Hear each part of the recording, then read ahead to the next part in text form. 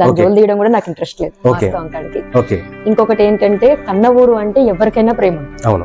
కాబట్టి నేను కూడా ఇప్పుడు చూస్తున్నావు కదా ఒక్కదాన్ని ఉంటాను, రిటైర్మెంట్ లైఫ్ కోసం వెళ్ళాను అనుకోవచ్చు. ఒక ముక్కలో చెప్పాలంటే రిటైర్మెంట్ లైఫ్ కోసం కొంచెం రిలాక్స్ కావడానికి. రిలాక్స్ ఎంత ఉంటుంది, 20 ఏళ్ళు బతుకుతాం. అదేదో మన ఊర్లో సాధ్యమైనంత వరకు చేస్తే.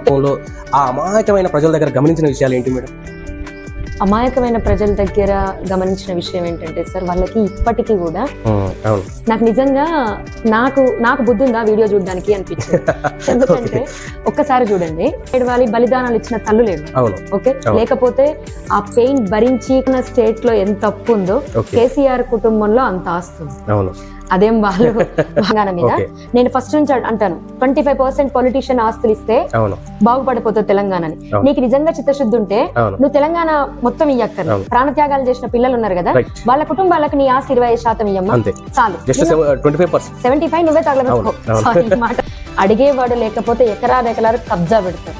అది ఎవడి తాత సొమ్ము కాదు, తెలంగాణ ప్రజలు ఎకరాలు కబ్జాలు పెడతారు. అట్లుందని నువ్వు కులానికి ఏమైనా జైనిక కుల నాయకుడు అయినవా, లేకపోతే నువ్వు కులానికి ఉన్న ఓట్లు అమ్ముకోనికి కుల నాయకుడు అయినా? కులాన్ని నమ్మడానికి వాళ్ళ మాటలు వినే మనం మూర్ఖులం అనుకోవాలి. ఒకరు వస్తారు, నాది కులం ఇన్ని నోట్లు ఉన్నాయి, ఇంత ఇవ్వండి. దరిద్రం ఏంటంటే ఇక్కడ తీసుకుంటారు అక్కడ తీసుకుంటారు.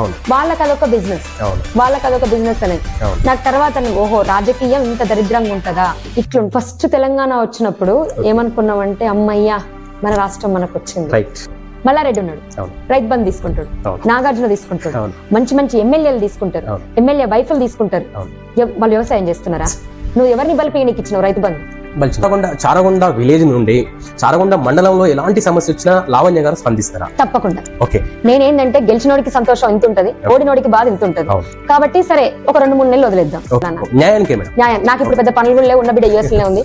నన్ను ఎవరైనా బెదిరిద్దామని చూసిన అంత అవకాశం నేను బెదరను. కాబట్టి నేను చెప్పాలంటే పూర్తి వైరాగ్యంలో ఉన్నాను బాబు చనిపోయినప్పటి నుంచి. ఉన్న ఈ లైఫ్ ఏంటంటే చూద్దాం, నా చేంజ్ నా పేరున నిలబడుతుంది కదా. నాకు సాధ్యమైనంత వరకు ఎంత సాధ్యమైతే అంత చేస్తాను. నిన్న మునిలోనికి చలే ఉంది. నన్నోడు మా ఊర్లో స్పీచ్ లో ఏం చెప్పిండంటే 100 ఇండ్లు ఇస్తాను. నేను ఆ క్లిప్ కూడా జాగ్రత్తగా దాచిపెట్టుకున్నా. ఆ 100 ఇండ్లకు మా ఊర్లో రియల్ గా ఎవరైతే అర్హులు ఉన్నారో వాళ్ళందరికీ నెక్స్ట్ వెళ్ళి ఎవరెవరు అర్హులో నేనే తీస్తాను. వాళ్ళ పని పెడితే వాళ్ళ ప్రాపర్టీస్ ఏమున్నాయి, ఎంత వ్యవస్థలో ఉన్నారు, ఎంత దీనంగా ఉన్నారు, అందరు తీసి 100 మంది లిస్ట్ నేనే రాసిస్తాను. మా అన్నకి ఫస్ట్ 50 మంది అయితే మోస్ట్ ఇంపార్టెంట్, కంపల్సరీ వాళ్ళకి ఇల్లు కావాలి అనుకున్నాను. ఆ 50 ఇల్లు ఇచ్చినా చాలు. మా అన్న మాట ఇచ్చిండు కదా, నేను ఆ మాటను పట్టుకునే ఉంటాను. దళితుల ఓటు కావాలి, దళిత బంధు తీసుకొద్దాం. ఓకే, దళిత బంధు తీసుకొస్తే అది ఎస్టీ రిజర్వేషన్ ఉంటది కదా, దళితుల ఓట్లని నాకే పడుతుంది. కానీ తీసుకొచ్చేది హర్షణీయమే, నేను కూడా ఒప్పుకుంటా. కానీ ఆ దళిత బంధులలో 75% పబ్లిక్ పోతే 25% వీళ్ళు బొంచేసి. ఓకే, తీసుకొచ్చారు చేసేది. ఇందాక మనం చెప్పినట్టు ఆఫ్రికాలో డొక్కలెండిపోయిన పసిబిడ్డ ప్లేస్ లో మనం ఉంటాం. ఆ దౌర్భాగ్య సిచ్యువేషన్ మనకొద్దు. అది నేను ఎత్తుకపోయే గద్దనేమో రాజకీయ నాయకుడు ఉంటాడు, ఫోటో దింపేటోడేమో బిజినెస్ పర్సన్ ఉంటాడు. ఇంత దరిద్ర వ్యవస్థలో మనం బతకలేము.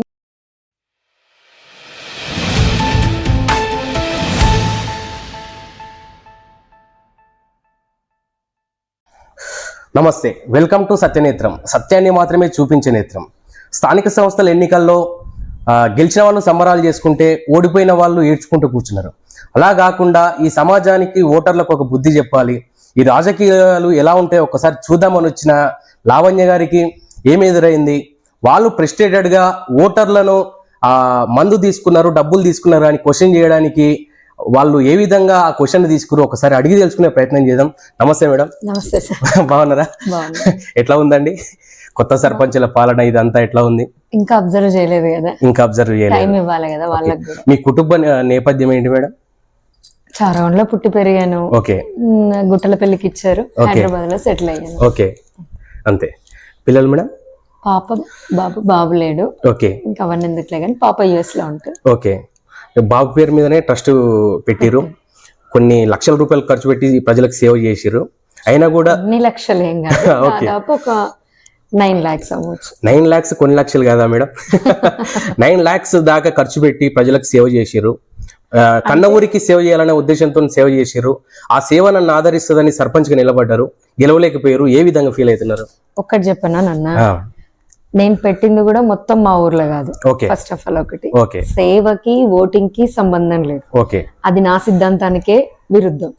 దానికి అది నా తృప్తి కోసం పెట్టాను. ఓకే అది నథింగ్. ఇంకా దాని జోలు తీయడం కూడా నాకు ఇంట్రెస్ట్ లేదు ఓకే వాస్తవం కాడికి. ఓకే ఇంకొకటి ఏంటంటే కన్న ఊరు అంటే ఎవరికైనా ప్రేమ ఉంటుంది. అవును కాబట్టి నేను కూడా ఇప్పుడు చూస్తున్నావు కదా, ఒక్కదాన్ని ఉంటాను. రిటైర్మెంట్ లైఫ్ కోసం వెళ్ళాను అనుకోవచ్చు. ఒక మొక్కలో చెప్పాలంటే రిటైర్మెంట్ లైఫ్ కోసం వెళ్ళాను, కొంచెం రిలాక్స్ కావడానికి. రిలాక్స్ కానీ ఎంత ఉంటది, ఒక 20 ఏళ్ళు బతుకుతాం. అవును అదేదో మన ఊర్లో సాధ్యమైనంత వరకు చేస్తే ఒక పేరు ఉంటది కదా ఓకే అన్న పర్పస్ లో వెళ్ళాను. ఓకే మీరు ప్రధానంగా గ్రామంలో క్యాంపెయినింగ్ సందర్భంలో ఆ అమాయకమైన ప్రజల దగ్గర గమనించిన విషయాలు ఏంటి మేడం? అమాయకమైన ప్రజల దగ్గర గమనించిన విషయం ఏంటంటే సార్, వాళ్ళకి ఇప్పటికీ కూడా తెలీదు ఓటు హక్కు వాల్యూ ఏంటనేది తెలీదు. ఓకే ఎవరో వచ్చారు, లేకపోతే ఏదో కొంత ఇచ్చారు, ఓటేసాము, ఓకే అదే గాని అసలు మనం చాలా వరకు పబ్లిక్ ఏంటంటే ఎంత కష్టపడితే తెలంగాణ వచ్చింది, ఓకే ఎంతమంది బలిదానాలు చేసుకుంటే తెలంగాణ వచ్చింది, ఓకే వచ్చిన తెలంగాణ ఎట్లా మిస్యూజ్ అవుతుంది, ఓకే అసలు మనం ఏ పొజిషన్ లోకి వెళ్తున్నాం. ఓకే ఈ రోజు చెప్పాలంటే రాష్ట్రం వల్ల అట్లీస్ట్ రిటైర్మెంట్ పీపుల్ వాళ్ళ దాచుకున్న డబ్బులు కూడా ఇవ్వలేని సిచ్యువేషన్ లో రాష్ట్రం ఉంది. ఓకే ఆ విషయం గమనించలేకపోతున్నారు. అందుకనే ఓట్ అనే ఆయుధాన్ని ఓకే ఎక్కడ వేయాలి, ఏమెయ్యాలో తెలియని అయోమయ స్థితిలో ఓకే పబ్లిక్ ఉన్నారు. ఓకే వాళ్ళకి ఇంకొకటి ఏంటంటే, ఈ నాకు కూడా అర్థం కాదు ఏంటంటే ఈ పార్టీలు, okay BRS party. Okay BRS party అంటే మనం తెలంగాణ కోసం ఎంతో అంతో పోరాడింది, వచ్చింది కదా అని. అదేమైందంటే తెలంగాణ కోసం పోరాడిన పిల్లలు, ఓకే ఇప్పుడు మీ ఏజ్ లాంటి వాళ్ళు తగలబడిపోయిన పిల్లలకు గుర్తింపు రాలేదు కానీ ఓన్లీ వాళ్ళ కుటుంబం కాడికి వాళ్ళ కాడికి. నేను చెప్తాను అంటే సాక్ష్యాలు ఎవరికి దొరకవేమో గానీ తెలంగాణ స్టేట్ లో ఎంత అప్పు ఉందో కేసీఆర్ కుటుంబంలో అంత ఆస్తుంది. అదేం వాళ్ళు రెక్కల కష్టంగా వాళ్ళు సంపాదించుకున్నారు. ఈ రోజు మన రాష్ట్రానికి ఎంత అప్పు ఉంటే వాళ్ళ అంత ఆస్తులు ఉన్నాయి. ఈ పర్పస్ లో మనం మూస పద్ధతిలో పోతుంది, ఓట్ అనే వాల్యూ తెలియకుండా పోతుంది. ఇప్పుడు ఎట్లా మన కవిత గారు ఏడ్చారు, నాకు నిజంగా నాకు బుద్ధి ఉందా వీడియో చూడడానికి అనిపించింది. ఎందుకంటే ఒక్కసారి చూడండి, ఏడిస్తే ఎవరు ఏడవాలి? బలిదానాలు ఇచ్చిన తల్లులు ఏడవాలి. ఓకే, లేకపోతే ఆ పెయిన్ భరించి కాళ్ళు చేతులు పోగొట్టుకొని ఉన్న వాళ్ళు ఏడవాలి. అంటే వాళ్ళు ఒక చిరునవ్వు నవ్వుతారయ్యా, ఎందుకంటే మేము తెలంగాణ కోసం చేసినామని వాళ్ళు కనీసం బయటకు కూడా రాను. ఈమె సీఎం పదవి ఆకాంక్షతోటి ఏడుస్తుంటే నళిని లాంటి మేడమ్స్ ఇంకా వాళ్ళు పాపము నళిని లాంటి గొప్ప వ్యక్తులు ఆ స్పిరిచువల్ లైన్ వదిలేసి కమ్యూనిస్ట్ కి వెళ్ళిపోతారేమో అని భయమైంది నాకైతే. ఇంత ఘోరంగా ఉంది. వాళ్ళు వాస్తవంగా గన్ను పడతారేమో, స్పిరిచువల్ లైన్ వదిలేసి గన్ను పడతారేమో. ఈమెకి గనక దురదృష్టమో అదృష్టమో మన కర్మ బాగలేక ఈమె గనక సీఎం వచ్చింది అనుకోండి, ఫర్ ఎగ్జాంపుల్, ఇంకా తెలంగాణ రాష్ట్ర ప్రజలైతే ఆత్మహత్యతో సమానం. ఇప్పుడు కవిత సందర్భం వచ్చింది కాబట్టి నేను అడుగుతాను మేడం, ఇప్పుడు కేసీఆర్ గారి పాలన బాగలేదు అనే ఉద్దేశంతో ఆల్టర్నేట్ గా రేవంత్ రెడ్డి గారి ప్రభుత్వాన్ని తెచ్చుకున్నాం. అవును, ఓకేనా? ఇప్పుడు రేవంత్ రెడ్డి గారి పాలన బాగలేదు కాబట్టి ఏదో ఆల్టర్నేట్ గా మళ్ళీ కవిత సీఎం అయ్యే అవకాశం ఉందా? వాళ్ళు వస్తారా? ఈ విధంగా ఆలోచిస్తారు. కవిత ఆల్టర్నేట్ అవునా కాదా నాకు తెలియదు కానీ ఆమె కాంక్ష అయితే సీఎం పదవి. ఆమె కాంక్ష అయితే సీఎం పదవి. ఫస్ట్ ఆఫ్ ఆల్ తను ఎలిజిబుల్ కాదు, ఏ విధంగా ఎలిజిబుల్ కాదు. బతుకమ్మ నేను ఇంత చేసినా, జాగృతి పెట్టి అంత చేసిన బతుకమ్మ ఆ మహాతల్లి వచ్చి మాకు ఇంట్రొడ్యూస్ చేయాల్సిన కర్మ అయితే మాకు లేదు. ఆమె చెప్పుకునేదందుకు కూడా ఏం లేదు.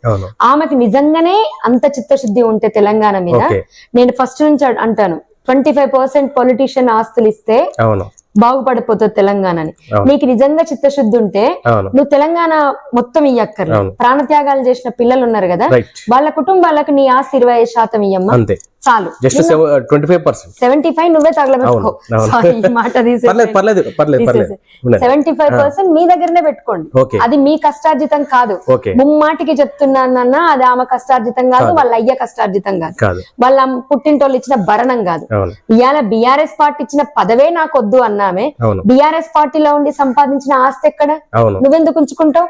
ఇప్పుడు అది ఉంచుకొని నువ్వు ఒక జాగృత పార్టీ పెట్టి మా కర్మ కొద్ది నువ్వు మాకు సీఎం అయితే ఇంకెక్కడ పోవాలి తెలంగాణ ప్రజలు? ఇంకెక్కడ పోవాలి?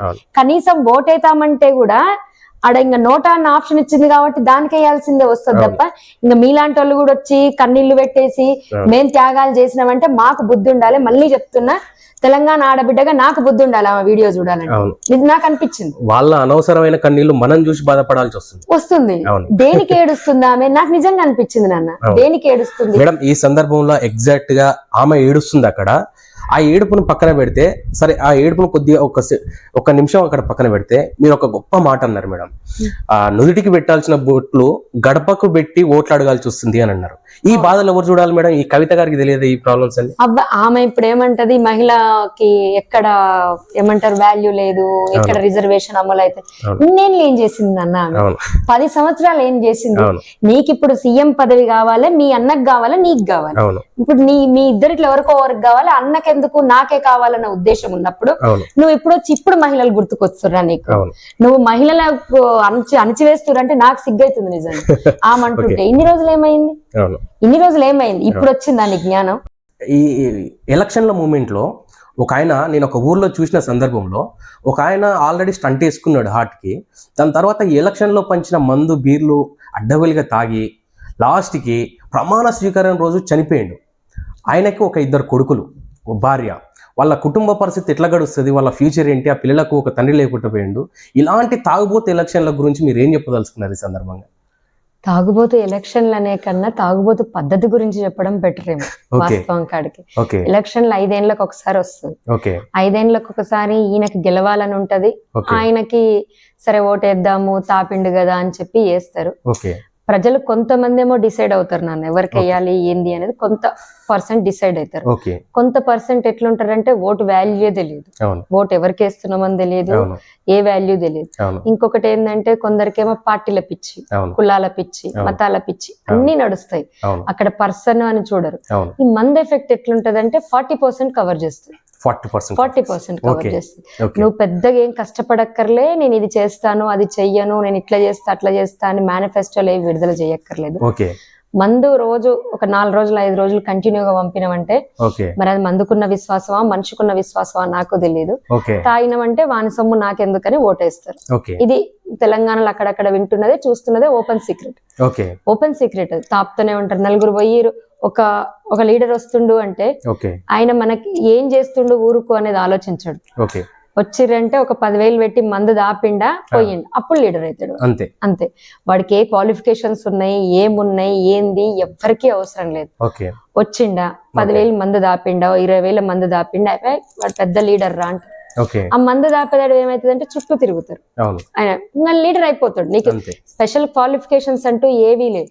అట్లీస్ట్ కాన్స్టిట్యూషన్ లో ఎన్ని ఆర్టికల్స్ ఉన్నాయో కూడా వాళ్ళకి తెలియదు. అంతెందుకు కర్మపాడుగాని సంతకం పెట్టడం కూడా తెలియదు. అయినా లీడర్ అవుతారు. దరిద్రం ఏంటంటే ఇప్పుడు తాపి ఇలా చచ్చిపోతున్నారు అంటే ఆ సంస్కృతి మన తెలంగాణ వీడాలి ఫస్ట్. అంతెందుకు నాన్న, వైన్ షాప్ లకు ఉన్న గిరాకీ ఏ షాప్ ఉంది? లేదు. ఏ బిజినెస్ కు ఉంది? ఏ బిజినెస్ కు లేదు. వైన్ షాప్ కే ఉందంటే మారాల్సింది ప్రజలు, తాగే వాళ్ళు తప్ప పోయించే వాళ్ళదేమో. నీకు ఇంట్రెస్ట్ లేకపోతే ఇచ్చిపోయినంత మాత్రం నాకు వద్దని చెప్తావు. నీకు ఇంట్రెస్ట్ ఉంది కాబట్టి డోర్ తెరిచి పెడుతున్నావు, వాడు ఇచ్చిపోతుండు, నువ్వు తాగుతున్నావు. ఎప్పుడు వస్తారు? అయ్యో విచిత్రం అది కూడా కాదు. మాకు 2 క్వార్టర్లు ఇచ్చిండు, బీర్ రాలేదు. పక్కింటోళ్ళకి బీర్ వచ్చింది, క్వార్టర్ వచ్చింది, థమ్స్ అప్ వచ్చింది. ఇట్లా ఉంది సిస్టమ్. అందుకే నేను బుద్ధి ఉందా అని అడిగిన. అందుకే నేను విన్నాను కాబట్టి, ప్రత్యక్షంగా నేను విన్నాను కాబట్టి, చూశాను కాబట్టి. ఇంకా నేను సిగ్గుపడ్డ విషయం ఏంటంటే వెళ్తుంటే ఏం లేదా అని అడగడం. ఏం లేదా అంటే ఎంత బాధ అనిపించిందంటే ప్రచారంలో లేదు. ఎలక్షన్స్ రోజు రోడ్డు మీద నిలబడితే ఏం లేదా, ఎంత బాధ అనిపించిందంటే ఇట్లాంటి వాళ్ళ కోసమా కొట్లాడి పిల్లలు తెలంగాణ తెచ్చింది. ఇట్లాంటి వాళ్ళు ఉంటే ఎట్లాంటి వాళ్ళు రాజ్యం వెళ్తారు? ఇప్పుడు ధరణి యాప్ పెట్టి ఉన్న కాడికి కలాప్స్ చేసింది బీఆర్ఎస్. ఇప్పుడు భూభారతి పెట్టి పవన్ రేవంత్ అన్న కూడా ట్రై చేస్తున్నారు. ఇంకేడ బాగుపడుతుంది? ఎవరి ఫ్యూచర్ అమ్ముకుంటున్నారు? ఇట్లా తాగిన రోజులు మాకేంటని అడిగిన రోజులు ఈ రాజ్యం ఇట్లే తగలబడుతుంది. ఇట్లే తగలబడకం కాదు, ఘోరంగా తయారైతుంది తెలంగాణ.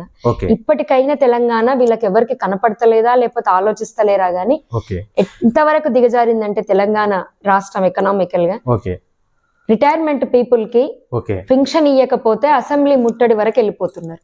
2020-21లో రిటైర్మెంట్ అయినాం, మేము దాచుకున్న డబ్బులు మాకు ఇవ్వండి అంటే ఇవ్వలేని పరిస్థితి. ప్రభుత్వాన్ని నడిపిన ప్రభుత్వ ఉద్యోగస్తులకే డబ్బులు లేవు. ఇప్పుడు దీనికి రేవంత్ రెడ్డి గారు అనడం కూడా కరెక్ట్ కాదు నాకు తెలుసు. ఎందుకంటే రిటైర్మెంట్ డబ్బులు ఇవ్వలేకనే 2 సంవత్సరాలు రిటైర్మెంట్ ఏజ్ పెంచారు. మళ్ళీ ఆయన ఎందుకు పెంచండి, ఈ 2 ఏళ్ళు నేను అయిపోయినాక ఎవడొస్తాడో తర్వాత చూసుకుందాం. ఇప్పుడు ఈయన 3 సంవత్సరాలు పెంచుతా అంటుండు, ఈ 3 ఏళ్ళు నేను అయిపోయినాక ఎవడొస్తాడో చూసుకుందాం. రిటైర్మెంట్ డబ్బులు ఇవ్వలేక ఏజ్ పెంచుతున్నారు. ఏజ్ పెంచుతున్నారు ఓకే, ఇప్పుడు పిల్లల ఫ్యూచర్ ఏం చేస్తారు, ఎట్లా ఏమైపోవాలి పిల్లలు ఒక్కసారి ఆలోచించండి. బీటెక్లు చేసి కనీసం 20,000 జీతం లేక ఇంట్లో ప్రెజర్ తట్టుకోలేక ఎంత మంది పిల్లలు అగుడవుతున్నారు. నువ్వు 65 ఏళ్ళు 63 ఏళ్ళు వచ్చిన ఆయనకి నువ్వు ఇంకా 3 ఏళ్ళు చెయ్యి నీకు 2 లక్షల జీతం ఇస్తా అంటే ఎక్కడి వరకు పోతుంది రాష్ట్రం, ఎందుకు మనకు అర్థం కావట్లేదు. ఒకడు వస్తాడు ఆ మాకుల వడరా గెలిపియాలంటాడు, ఒకడు వస్తాడు మామ తండ్రా గెలిపియాలంటాడు. ఈ దౌర్భాగ్యాలు కాదురా నాయన, ఫస్ట్ మనం మనుషులం.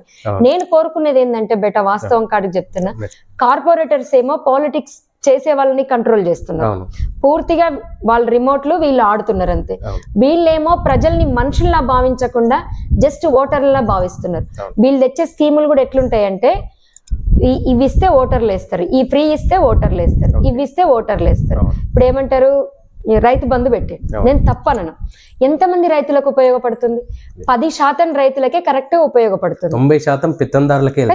నాగార్జున లాంటి వాళ్ళకి రైతు బంధు పెడితే నా రాష్ట్ర దౌర్భాగ్యం అనుకోవాలా, ఇంకేమనాలా చెప్పండి? మల్లారెడ్డికి, నాగార్జునకి, వీళ్ళందరికీ పడుతుంటే ఏమనాలి? నేను విన్నానన్న ఎంతో మంది రైతు బంధు వస్తే భూములు గుత్తకిస్తారు, ఓకే, రైతు బంధు పడితే షాపింగ్లు చేసిన వాళ్ళని చూస్తున్నా నేను. ఇంకా దీన్ని ఏమనాలి? ఈ రైతు బంధు ఇవ్విచ్చే బదులు పంటకి ఇన్సూరెన్స్ చేయించు, కనీసం ఇన్సూరెన్స్ వాడని వచ్చి నీ పంట ఎట్లుంది, ఏ మందులు వాడాలి, ఏం వాడాలి చెప్తాడు. రైతులకు ఎంతవరకు, అందరం వ్యవసాయం చేసిన వాళ్ళే, కానీ మన పొలంలో ఏముంది, నత్రజని ఉందా, ఇంకేది ఉంది, ఏ ఎరువు వాడాలి, ఏం వాడాలి, ఏది తెలియదు. అన్ని ఉన్నాయి సంస్థలు, మేము అవి చేస్తాం, అగ్రికల్చర్ డిపార్ట్మెంట్లు అన్ని ఉన్నాయి, కానీ ఎక్కడ రైతు వరకు వెళ్తున్నారు? ఈ రోజు రైతు ఎంత వరకు వచ్చిందంటే, వ్యవసాయం చెయ్యలేక, చేస్తే నష్టం వస్తుందని తెలిసి కూడా మొండిగా వ్యవసాయం చేసే వరకు వెళ్ళింది. వీటిపైన ప్రధానంగా యువతకు చాలా అవగాహన ఉంటది. ఒకవేళ లేకపోయినా తెచ్చుకొని వాళ్ళ అమ్మలకి, వాళ్ళ అక్కలకి, పేద ప్రజలకి, వ్యవసాయం చేసే వాళ్ళకి చెప్పాల్సిన బాధ్యత యువత పైన ఉంటుంది. కానీ మీరు వీడియో చేసిన సందర్భంలో యువత బ్లాక్ డాక్ తీసుకొని మరీ ఓట్లేస్తుంది అని అన్నారు. ఆ యువత పట్ల ఏం చెప్పదలుచుకున్నారు? యువత నాన్న ఆలోచించి చేసే వాళ్ళు చేస్తున్నారు. యువతకి ఏంటంటే అదొక సిస్టమ్ అయిపోతుంది. ఇప్పుడు గవర్నమెంట్ అనాలా, లేకపోతే మనం ఉన్న సిస్టమ్ అనాలా తెలియట్లేదు. డ్రగ్స్ ఇంట్రొడ్యూస్ అవుతుంది, ప్రతి కాలేజ్ లో డ్రగ్స్ ఉంటుంది. ఆ మహమ్మారి ఊరు వరకు పారింది, ఒకరిని చూసి ఒకరు, ఓన్లీ పొలిటీషియన్ అని అనలేము. డ్రగ్స్ కట్టడి చేయలేకపోవడం ప్రభుత్వ విఫలం ఒకటి. కల్చర్ అట్లా తయారు, కనీసం చేంజ్ సిస్టమ్ ని కట్ చేయలేకపోతున్నారు. ఒకరిద్దరిని అరెస్ట్ చేస్తున్నారు, పక్కన పెడుతున్నారు, తర్వాత మళ్ళీ కంటిన్యూ. ఎవరికి అందేటి వాళ్ళకి అంత వెయ్య తండ్రి, ఎవరికి ఏమందవు చెప్పండి. ఇప్పుడు వాస్తవం చెప్తుంటే పాలిటిక్స్ చేసేది పొలిటికల్ లీడర్లు కాదు, చేసేది బిజినెస్ కార్పొరేటర్స్ అంతే. వాళ్ళు ఫండ్ ఇస్తున్నారు, చెప్పినట్టు వింటున్నారు, వీళ్ళు గెలవాలి. వీళ్ళ నెక్స్ట్ టార్గెట్ ఏంటంటే నేను ఎట్లా గెలుస్తా అంతే.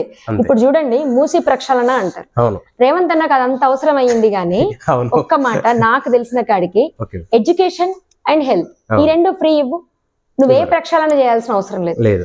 ఏ ప్రక్షాళన చేయాల్సిన 1,00,000 కోట్లు అంటున్నావు, అదే 1,00,000 కోట్లు పెడితే ఒక్కొక్క డిస్ట్రిక్ట్ కి పెద్ద పెద్ద కార్పొరేట్ హాస్పిటల్స్ వస్తాయి. నువ్వెంత పెద్ద దేవుడు అవుతావు? అది నీకు అన్ని లాభం రాదు కదా, నువ్వెందుకు ఎడతావు? నీకు అందులో వచ్చిందంటే మూసి ప్రక్షాళన పేరు మీద నువ్వు అన్ని కోట్లు కొట్టవచ్చు. ఇంకొకటి ఏంటంటే కార్పొరేటర్ నుంచి వచ్చే డబ్బులు నీకు రావు, ఎడ్యుకేషన్ డిపార్ట్మెంట్ కార్పొరేటర్ వీళ్ళందరికి వచ్చే డబ్బులు నీకు రావు కాబట్టి నువ్వు ఖచ్చితంగా చెయ్యవు. నువ్వు చెయ్యవు, పోయిన గవర్నమెంట్ చేయరు, ఎవ్వరూ చెయ్యరు. ప్రజలు నేను అడిగేది ఏంటంటే, చేంజ్ రావాలంటే ఏదో పోయి అడవులలో పోరాడాల్సిన కర్మ మనకు లేదు. సమాజం వాళ్ళు వండుకుంటూనే నీతిగా, నిజాయితీగా ఏం చేస్తున్నాం, ఎట్లా చేస్తున్నాం, ఎవరినైనా ఎదిరించే తత్వం రావాలి. ఓటు విలువ ఒక్కటి తెలిస్తే 5 సంవత్సరాలల్లా, పోనీ ఒక 10 సంవత్సరాలల్లా రాజకీయ ప్రక్షాళన జరుగుతుంది. జరగలేదనుకో మన కర్మ కొద్దీ ఇట్లే బతుకుతాం, ఇంకా అప్పులలో బతుకుతాం. మనం చేసే ₹10 అయితే ఈ రాజకీయ దరిద్రులకు పెట్టేది ₹9 అయితే మనం తినేది ₹1 అంతే. ఆ స్టేజ్ కి మనం పోకూడదు అంటే ప్రక్షాళన తప్పకుండా అవసరం. అది మన చేతులున్న ఓటు అనే ఆయుధం ఒక్కటే. ఇప్పుడు నాయకులు పెద్ద పెద్ద ఎమ్మెల్యే గానీ, లేదు అని అంటే నాయకులు ర్యాలీలు చేసేటప్పుడు కానీ మేడం, ఈ సీజన్ లో రీసెంట్ గా పత్తికూళ్ళు ఆటోలు బాగా తిరిగినాయి. అవును, ఊర్లో ఒక 10 ఆటోలు ఉంటాయి మేడం. 10 ఆటోలు కాంగ్రెస్ లీడర్కి వెళ్ళినాయి, బీఆర్ఎస్ లీడర్కి వెళ్ళినాయి, ఇంకో డబ్బులున్న లీడర్ దగ్గరికి వెళ్ళినాయి. ఈ అమాయకమైన కూలీలను వాళ్ళు రోజు వెళ్తే మేడం ఒక 500 సంపాదించుకొని వస్తారు ప్రశాంతంగా. వాళ్ళని ఇంత కల్లో మందో ఏదో దాపి ఆటోలు నాపి వాళ్ళ కూలిచ్చి ఇది నా బలం అని చూపించుకున్న నాయకులకు ఏం చెప్పదలుచుకున్నారు? వాళ్ళకి సిగ్గుండాలి.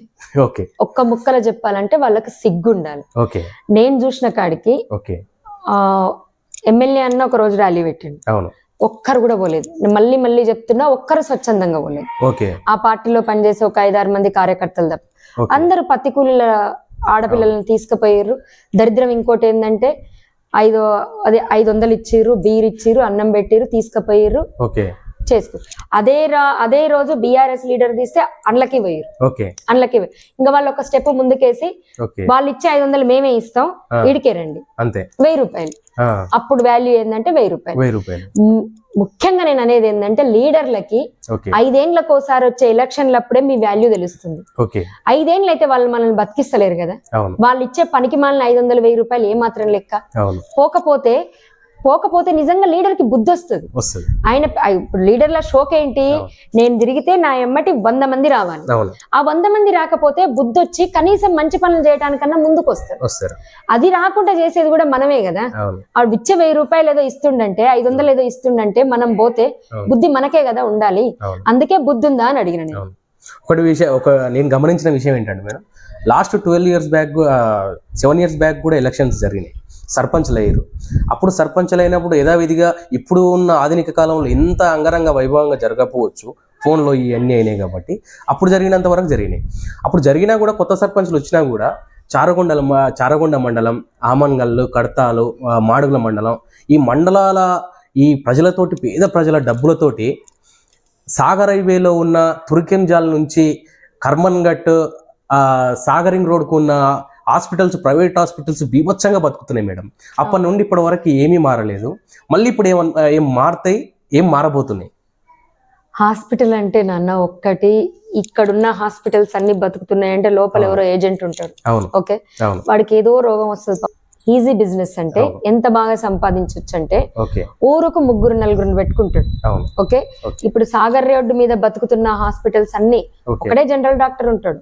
నేను తీసిన కాడికి మిగతా హాస్పిటల్ సాగర్ రింగ్ రోడ్ వరకు నాన్న, ఇక్కడ నుంచి సాగర్ రింగ్ రోడ్ వరకు ముందర వెళ్తే కూడా కొన్ని హాస్పిటల్స్ ఒకటే డాక్టర్ ఉంటాడు. కర్మ ఏంటంటే అన్ని డిపార్ట్మెంట్లు వాడే చూస్తాడు.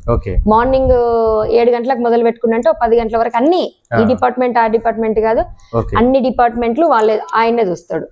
ఎవరో డ్యూటీ డాక్టర్ ఇంకేదో అయితే న్యూరో సర్జన్ అట్లాంటివి అయితే వీక్లీ వన్స్, వీక్లీ ట్వైస్ ఎవరో ఒక్కరు వేరే డిపార్ట్మెంట్ వాళ్ళు వస్తారు. మొత్తం మన కర్మ కొద్ది, ఇంకా ఆయనకి ఎంబీబీఎస్ కూడా ఉండదు. కర్మపాడుగాని అదేదో పెట్టుకుంటారు. ఏంటి ఎంబీబీఎస్ కాకుండా ప్రాక్టీస్ ఏదో పెట్టుకుంటారు కదా నా పేరు, ఆర్ఎంపీ పెట్టుకొని ఉంటాడు. ఆయన పెద్ద హాస్పిటల్ కడతాడు. ఆయన కాడికి వేయటోళ్ళు ఎవరంటే ఊర్లో నీలాంటి నాలాంటి పెద్ద మనుషులు ఉంటే, మా వాడికి జ్వరం వచ్చిందంటే హెచ్ఎల్ నేను హాస్పిటల్ చెప్తాపా అంటాడు. వాడు ఆల్రెడీ 30% కమిషన్ తీసుకుంటాడు. వీడికి వచ్చినాక వీడు అడ్డమైన టెస్ట్లన్నీ రాస్తాడు. వీడు ఉంటాయి కదా టెస్ట్ సెంటర్స్ కి, ఆల్రెడీ వాడికి వీడికి ఇంకో 20% ఉంటది. మళ్ళీ మెడికల్ రాస్తాడు, వాడికో 10% ఉంటది. మొత్తం మీద పేషెంట్ కు వచ్చిన రోగం ఇంత, వీళ్ళు వసూలు చేసే బిల్లు ఇంత. మొత్తం 5 రూపాయలకు అయ్యే రోగాన్ని 100 రూపాయల బిల్ చేసి పెడతారు. ఒక ఊర్లో మేడం 3 సర్పంచ్ క్యాండిడేట్లు నిలబడితే దాదాపు ఒక్క ఓటర్ పైన నెల రోజుల వ్యవధిలో ఒక 10,000 ఖర్చు పెడుతుండొచ్చు మేడం. ఈ 10,000 ఖర్చు పెట్టకుండా ఇలాంటి సేవలు చేసి కూడా సర్పంచ్ కావచ్చు కదా? అస్సలు కాలేరు. ఈ అవేర్నెస్ ఎవరిది? ఎంత మొత్తుకో నేను ఏం చేస్తా అని చెప్పినా గానీ ఫస్ట్ ప్రజలకు అర్థం కాదు. నువ్వేమి అలవాటు అయిపోయింది అట్లా. ఏమి ఇస్తున్నావో చెప్పు, ఎంత ఇస్తున్నావో చెప్పు. ఓపెన్ గా మాట్లాడుకోవాలంటే ఏమి ఇస్తావు, ఎంత. వీళ్ళు మారనంత వరకు నేను ఇప్పటికీ చెప్తున్నాను, రాజకీయ నాయకులది తప్పు కాదు. నేను ఇప్పటికీ చెప్తాను, తప్పు కాదు. మీకంతా అంటే తీసుకొని ఒకసారి ఓటు వేయకుంటుంటే కంపల్సరీ చేంజ్ అవుతారు. అవును మేడం. ఒక ఉదాహరణ ఏంటి అని అంటే, ఒక సర్పంచ్ క్యాండిడేట్ ఒక ఊర్లో దాదాపుగా 60 నుంచి 70 సీఎం రిలీఫ్ ఫండ్ చెక్కులు, ఎలాంటి పదవి లేకుండా కూడా చాలా సేవ్ చేసిండు. కాళ్ళ గిరికలు కట్టుకొని మరి ఊర్లోనే ఉండి ఏ ఆపత్తి వచ్చినా కూడా తన సొంత డబ్బులు పెట్టుకొని మరి పనిచేసిండు. ఆయన 2వ స్థానంలో నిలిచిండు. 5 నుంచి 6 ఏళ్ళ దాకా నేను సర్పంచ్ కావాలి అని విచ్చలవిడిగా లీటర్ల కొద్ది మందు దాపి లక్షల కొద్ది డబ్బులు వంచిన ఒక ఆయన గెలుస్తాడు. వాస్తవానికి ఇక్కడ డబ్బు మందు పనిచేసింది కానీ ఈ సీఎం రిలీఫ్ ఫండ్లు చెక్కులు పనిచేయలేదు. ఒక ఆయనకు చెవుడు ఉంటే ఈఎన్టీ హాస్పిటల్ తీసుకెళ్లి తనకు బాగు చేయించాలి, డబ్బులు ఖర్చు కాదు, ఆ నాయకునికి డబ్బులు ఖర్చు కావు, ఫ్రీగానే ఈఎన్టీ హాస్పిటల్కి తీసుకెళ్లడం, ఆ అడ్రస్ చెప్పడం, ఆడ ఉన్న వ్యవస్థను చెప్పడం, ఇక ఇట్లా ఫ్రీ వస్తుందని చెప్పడం, అది పెట్టియడం. ఇలాంటి సేవలు మర్చిపోయి ఇలాంటి సేవలు చేసిన వాళ్ళు సర్పంచ్ కాలే ఈ రోజుల్లో. మందు దాపి ఏళ్ళ కొద్ది మందు దాపి డబ్బులు పంచిన వాళ్ళు సర్పంచ్. ఇలాంటి వ్యవస్థ మీద నేను ఏం చెప్పదలుచుకున్నారు? వ్యవస్థ మీద ఏం చెప్పాలి అంటే నాన్న, ఒక్కటి ప్రక్షాళన అయితే బేసిక్ నుంచి ఏర్ల నుంచి రావాలి. నేను ఇప్పటికీ చెప్తాను, రాజకీయం అంటే సెప్టిక్ ట్యాంక్. ఏ ఒక్కరో దాన్ని బాగా చెయ్యాలి అంటే కుదరదు, మొత్తుకొని పోవాల్సిందే తప్ప కుదరదు. అందరూ కలిసిగట్టుగా ఉండి, ముఖ్యంగా యువత కలిసిగట్టుగా ఉంటేనే ఆ సెప్టిక్ ట్యాంక్ బాగుపడుతుంది. ఆ సెప్టిక్ ట్యాంక్ బాగుపడితేనే ఊరు బాగుపడుతుంది, ఊరు బాగుపడితేనే రాష్ట్రం, రాష్ట్రం నుంచి దేశం. లేకపోతే మన సిచ్యువేషన్ ఇందాక చెప్పినట్టు రూపాయను కష్టపడి సంపాదిస్తే 10 పైసలు మాత్రమే నీకు హక్కు ఉంటది, 90 పైసలు నువ్వు గవర్నమెంట్ కట్టడమే సరిపోతుంది. ఆ దరిద్రం వల్ల నువ్వు బతుకు ఆయుష్ కూడా తగ్గిపోతుంది, నీ లైఫ్ కాకుండా పోతుంది. ఇప్పటికే మనం ఆ స్కేల్లోనే ఉన్నాం. ఎందుకంటే పిల్లలకు జాబులు లేక విదేశాలు వెళ్తారు, అక్కడికి వెళ్ళిన జాబులు లేక బాంచ పని చేస్తారు. ఏ బాంచ పని అయితే మేము చెయ్యలేము అని చెప్పి తెలంగాణ తెచ్చుకున్నామో, రేపు మన పిల్లలు వెళ్ళిపోయి మారిందంతే, అది రూపాంతరం చెంది ఎక్కడో పోయి బాంచ పని చేస్తారు తప్ప ఇక్కడ మన కళ్ళ ముంగల కూడా బతకలేని సిచ్యువేషన్లు తయారైతున్నాయి. కాబట్టి ఓటేసే ముందు 1-2 సార్లు ఆలోచించండి, పెట్టనివ్వండి. ఎవరు ఎంత పెడతానో పెట్టనివ్వండి. ఇప్పుడు కవిత గారు ఉన్నారు, నేను రాజకీయ పార్టీ పెడుతున్నాను, పెట్టనివ్వండి. ఎందుకంటే ఆమె ఎంత పెట్టితే అంత మంచిది. ఆమె వాళ్ళ బాబు సంపాదించింది ఏం కాదు, ఆమె మన తెలంగాణ డబ్బే కాబట్టి పెట్టనివ్వండి. కానీ ఓటేయకండి, ఎవరికి వేస్తున్నామో ఆలోచించి ఓటేయండి. ఈ పిచ్చి నుంచి బయటపడండి. పార్టీలని, కులాలని, మతాలని. నేను కూడా చెప్తాను, నా బీజేపీ పార్టీ, నేను కాదంటలేను. కానీ ఒక రౌడీ వచ్చి నా పార్టీలు నిలబడితే ఓటేయకు, నోటాకేయి. నీకుంది కదా హక్కు. వేరే పార్టీలకు నా సిద్ధాంతం ఒప్పుకోకపోతే నేను నోటాకేస్తాను. నేను అనేది ఏంటంటే, ఇచ్చిర్రు కదా అని చెప్పి ఎవరో ఎవరికి ఓటేస్తే, ఓట్ అనేది ఒక్క ముక్కలో చెప్పాలంటే ఆయుధం ఒక్కటి కాదు, సొసైటీని మార్చే ఒక గొప్ప వరం. ఎందుకు ఇంత కష్టపడి అంబేద్కర్ లాంటి వాళ్ళు, అంబేద్కర్ గారు లాంటి వాళ్ళు ఇంత కష్టపడి ఇంత చేసినప్పుడు మనకెందుకు కళ్ళు కనపడతలేవు? కనీసం పేరెంట్స్ తెలియకపోయినా పిల్లలన్నా చెప్పాలి కదా. చెప్పకపోతే ఎట్లా? ఏదో ఎవడికో వాడికి వానికెయ్యి వీనికెయ్యి అంటే ఎట్లా? నేను అనేది ఏంటంటే, ఇప్పుడు మీరు అన్నారు సేవ చేసిరు ఆయనకు పర్లేదని, ఈ ప్రక్షాళన కంపల్సరీ జరగాలి. తాగుడకి, మందుకి, 2 రోజులు ఇచ్చే మందుకి, మాటలకి ప్రలోభ పడితే ఎట్లా? బీసీ జనరల్ వచ్చింది, ఒకవేళ బీసీ మహిళ వస్తే మీరు గెలిచేటోళ్ళ? లేదు. ఇప్పుడున్న నాయకులు ఏదో పెద్దగా అంత తెలుగు కళలు కూడా ఏం కాదు, నాకు తెలిసిన కాడికి. డబ్బున్నోళ్ళు కావచ్చు గానీ అంత తెలుగు కళలు కూడా ఏం కాదు. ఇప్పుడు వస్తే మహిళ వస్తే ఏమైతుంది సార్? వాళ్ళ ఇంట్లో ఒకరిని పెడతారు, పెట్టిన తర్వాత ఏముంది, వీళ్ళకి పడే ఓట్లు వాళ్ళకి పడతాయి, అంతే. ఓవరాల్ గా మేడం, తెలంగాణ రాష్ట్రంలో జరిగిన సర్పంచ్ ఎన్నికల్లో మీరు గమనించిన విషయాలు ఏంటి? ఒక్క మాటలో చెప్పాలి అని అంటే ఏం చెప్తారు? తెలంగాణ సర్పంచ్ ఎలక్షన్లు అనటం కన్నా అసలు ఎలక్షన్లు అంటే ఇంత దరిద్రంగా ఉంటాయి. అసలు మన రాజకీయ వ్యవస్థ ఇంత దారుణంగా ఉందా? ఎప్పుడు మారుతుంది? ఎట్లా మారుతుంది? ఇది ఎందుకు ఆలోచిస్తలేరు? మేధావులు ఆలోచించట్లేరా, లేకపోతే వ్యతిరేకులు ఆలోచించట్లేదా? ఆలోచించి వాళ్ళ వైపే వెళ్ళిపోయారా? నాకైతే అర్థం. నాకు పాలిటిక్స్ కొత్త. అంటే ఇంత దరిద్రంగా ఉంటదా రాజకీయ వ్యవస్థ? ఇంత దారుణంగా ఉంటదా? ఇప్పుడు మీరు ఇందాక అన్నట్టు ధరణి యాప్ పెట్టి ఆయన దోచుక తిన్నాడు, భూభారత్ పెట్టి ఈయన ట్రై చేస్తుండు. ఈయన జర తక్కువ తింటుండొచ్చు, ఎందుకంటే ఇంకా 3 ఏళ్ళు టైం ఉంది. పాపం తిందామన్నా ఏం లేదాడ, తిందాం అనుకున్నా ఏముంది? ఏం లేదు. ఏం లేక మూసి ప్రక్షాళన అంటాడు, ఇంకేందో అంటాడు. కానీ ఎవ్వరు వచ్చినా గానీ తినడమే ఎజెండాగా పెట్టుకున్నప్పుడు మనం ఏం చేస్తున్నాం? మనం ఎట్లా మారుతాం? ఫస్ట్ ఆఫ్ ఆల్ ఏంటంటే, నేను ఇప్పటికే అంటున్నా, ఓటర్ మారకపోతే తెలంగాణ బాగుపడదు, దేశం కూడా బాగుపడదు. ఇవన్నీ వదిలేస్తేనే దేశం బాగుపడుతుంది. ఓకే మేడం, ఓవరాల్ గా గెలుపు ఓటములు అనేవి చాలా సహజం. గెలిచిన వాళ్ళు గెలిచిర్రు, ఓడిన వాళ్ళు ఓడిరు, డబ్బులు పోయినాయి మేడం. ఇప్పుడు ₹1 2 కోట్లు 3 కోట్లు 10 కోట్ల దాకా పెట్టి గెలిచిన సర్పంచ్లు కూడా తెలంగాణ రాష్ట్రంలో ఈ రోజు ఉన్నారు. ఓకే, ఇప్పుడు ఓటర్లకి ఈ సందర్భంగా గెలిచిన తర్వాత ఓటర్లను పట్టించుకున్న నాయకుడు ఇప్పటి వరకు లేరు. ఈ సందర్భంగా మీరు సర్పంచ్ గా ఓడిపోయిన లావణ్య గారు ఓటర్లకు కానీ, యువతకు కానీ, ప్రజలకు కానీ నిధులను ఏ విధంగా ఉపయోగించుకోవాలి, నాయకులను ఏ విధంగా ప్రశ్నించాలి, సర్పంచ్ పని చేయకపోతే ఏ విధంగా చేయించాలి, ఇలాంటివి యువతకు ఏం చెప్పదలుచుకున్నారు? ఒక్కటి నాన్న, ఆ, ఎన్నో కొన్ని ఓట్లు అయితే నాకు పడ్డాయి కదా, పడ్డాయి, వాళ్ళైతే నన్ను నమ్మిర్రు కదా, నమ్మారు. వాళ్ళకైతే నేను న్యాయం చేయాలి కదా, అవును. నేను తప్పకుండా న్యాయం చేస్తాను. ఓకే. ఒక్క రకంగా అని కాదు, ఓకే. నా ఊర్లో ఇప్పటి చూస్తున్నాను, టైం ఇస్తున్నాను, ఇప్పుడే ఎందుకని, ఓకే. ఒక 6 నెలల తర్వాత చూడండి ఓకే. ఎన్ని అక్రమాలను బయటికి తీస్తానో, ఎట్లెట్లా బయటికి తీస్తానో, నేను మొత్తం చట్టాన్ని ఉపయోగించుకుంటాను. ఓకే. నేను అవతల వాళ్ళు ఎంత అక్రమన్నా చేయండి, ఓకే. అన్నానే పోతా, షేక్ హ్యాండ్ ఇస్తా, ఓకే. ఆడే కాడ ఆయన ఏడ ఇరుకుతాడో చూస్తా, ఆయన ఎంత ఉరుకులాడతాడో చూస్తా, ఓకే. ఆయన ఏం చేస్తాడో చూస్తా, ఎంత బయటకు గుంజాలో చూస్తా, ఓకే. అంతే. ఓకే. నా ఊర్లో నేను ఫస్టే చెప్పిన, నా ఊరే ఆదర్శం కావచ్చు రేపు తెలంగాణలా. ఓకే. నేను ఇప్పుడు కూడా చెప్తున్నా, రేపు వచ్చే ఎలక్షన్ లా ఓకే. నా ఊరే ఆదర్శం కావచ్చు. ఓకే. దాంట్లో మీకు ఎలాంటి డౌట్ లేదు. ఓకే. టైం ఇస్తున్నా, ఓకే. 6 నెలలు టైం ఇస్తున్నా. ఓకే. నేను వెళ్ళిపోయి ఏం మాటలు కూడా మాట్లాడాను. ఓకే. దేవుడు ఇచ్చినట్టు మీడియా వాళ్ళకి వీళ్ళు డబ్బులు ఇచ్చి కవర్ చేసుకున్న సోషల్ మీడియా ఉంది. అవును. ఓకే. అవును. ఇప్పుడు ఏం చేస్తారంటే, నేను అక్కడక్కడ గమనించిన మీడియా ఏంటంటే, ఎవరు డబ్బులు ఇస్తే వాళ్ళే ఏదో న్యూస్ రాస్తారు. అవును. వాళ్ళు కనీసం పెళ్లి రోజైనా రాస్తారు, అవును. ఈడ పెద్ద సమస్య ఏదున్నా రాయరు. అంత దరిద్రంగా తగలబడ్డది మీడియా కూడా. ఓపెన్ గా చెప్పాలంటే సోషల్ మీడియా ఉంది, దాన్నే ఆయుధంగా పెట్టుకుంటా. ఓకే. ఎవరెవరికి కంప్లైంట్ ఇవ్వాలి, ఎట్లెట్లా కంప్లైంట్ ఇవ్వాలి, ఎట్లా లాక్క రావాలి, ఏందనేది అంత చట్టం తెలియని దాన్ని కాదు. ఓకే. టైం ఇస్తున్నా, ఇస్తాను, టైం ఇస్తాను. ఓకే. ఖచ్చితంగా. చారగొండ గెలిచిన సర్పంచి లాగానే అంతకు 2 ఇంతలు పనిచేయదలుచుకున్నారా మీరు?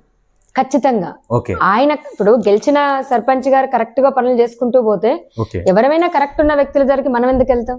వెళ్ళాం కదా.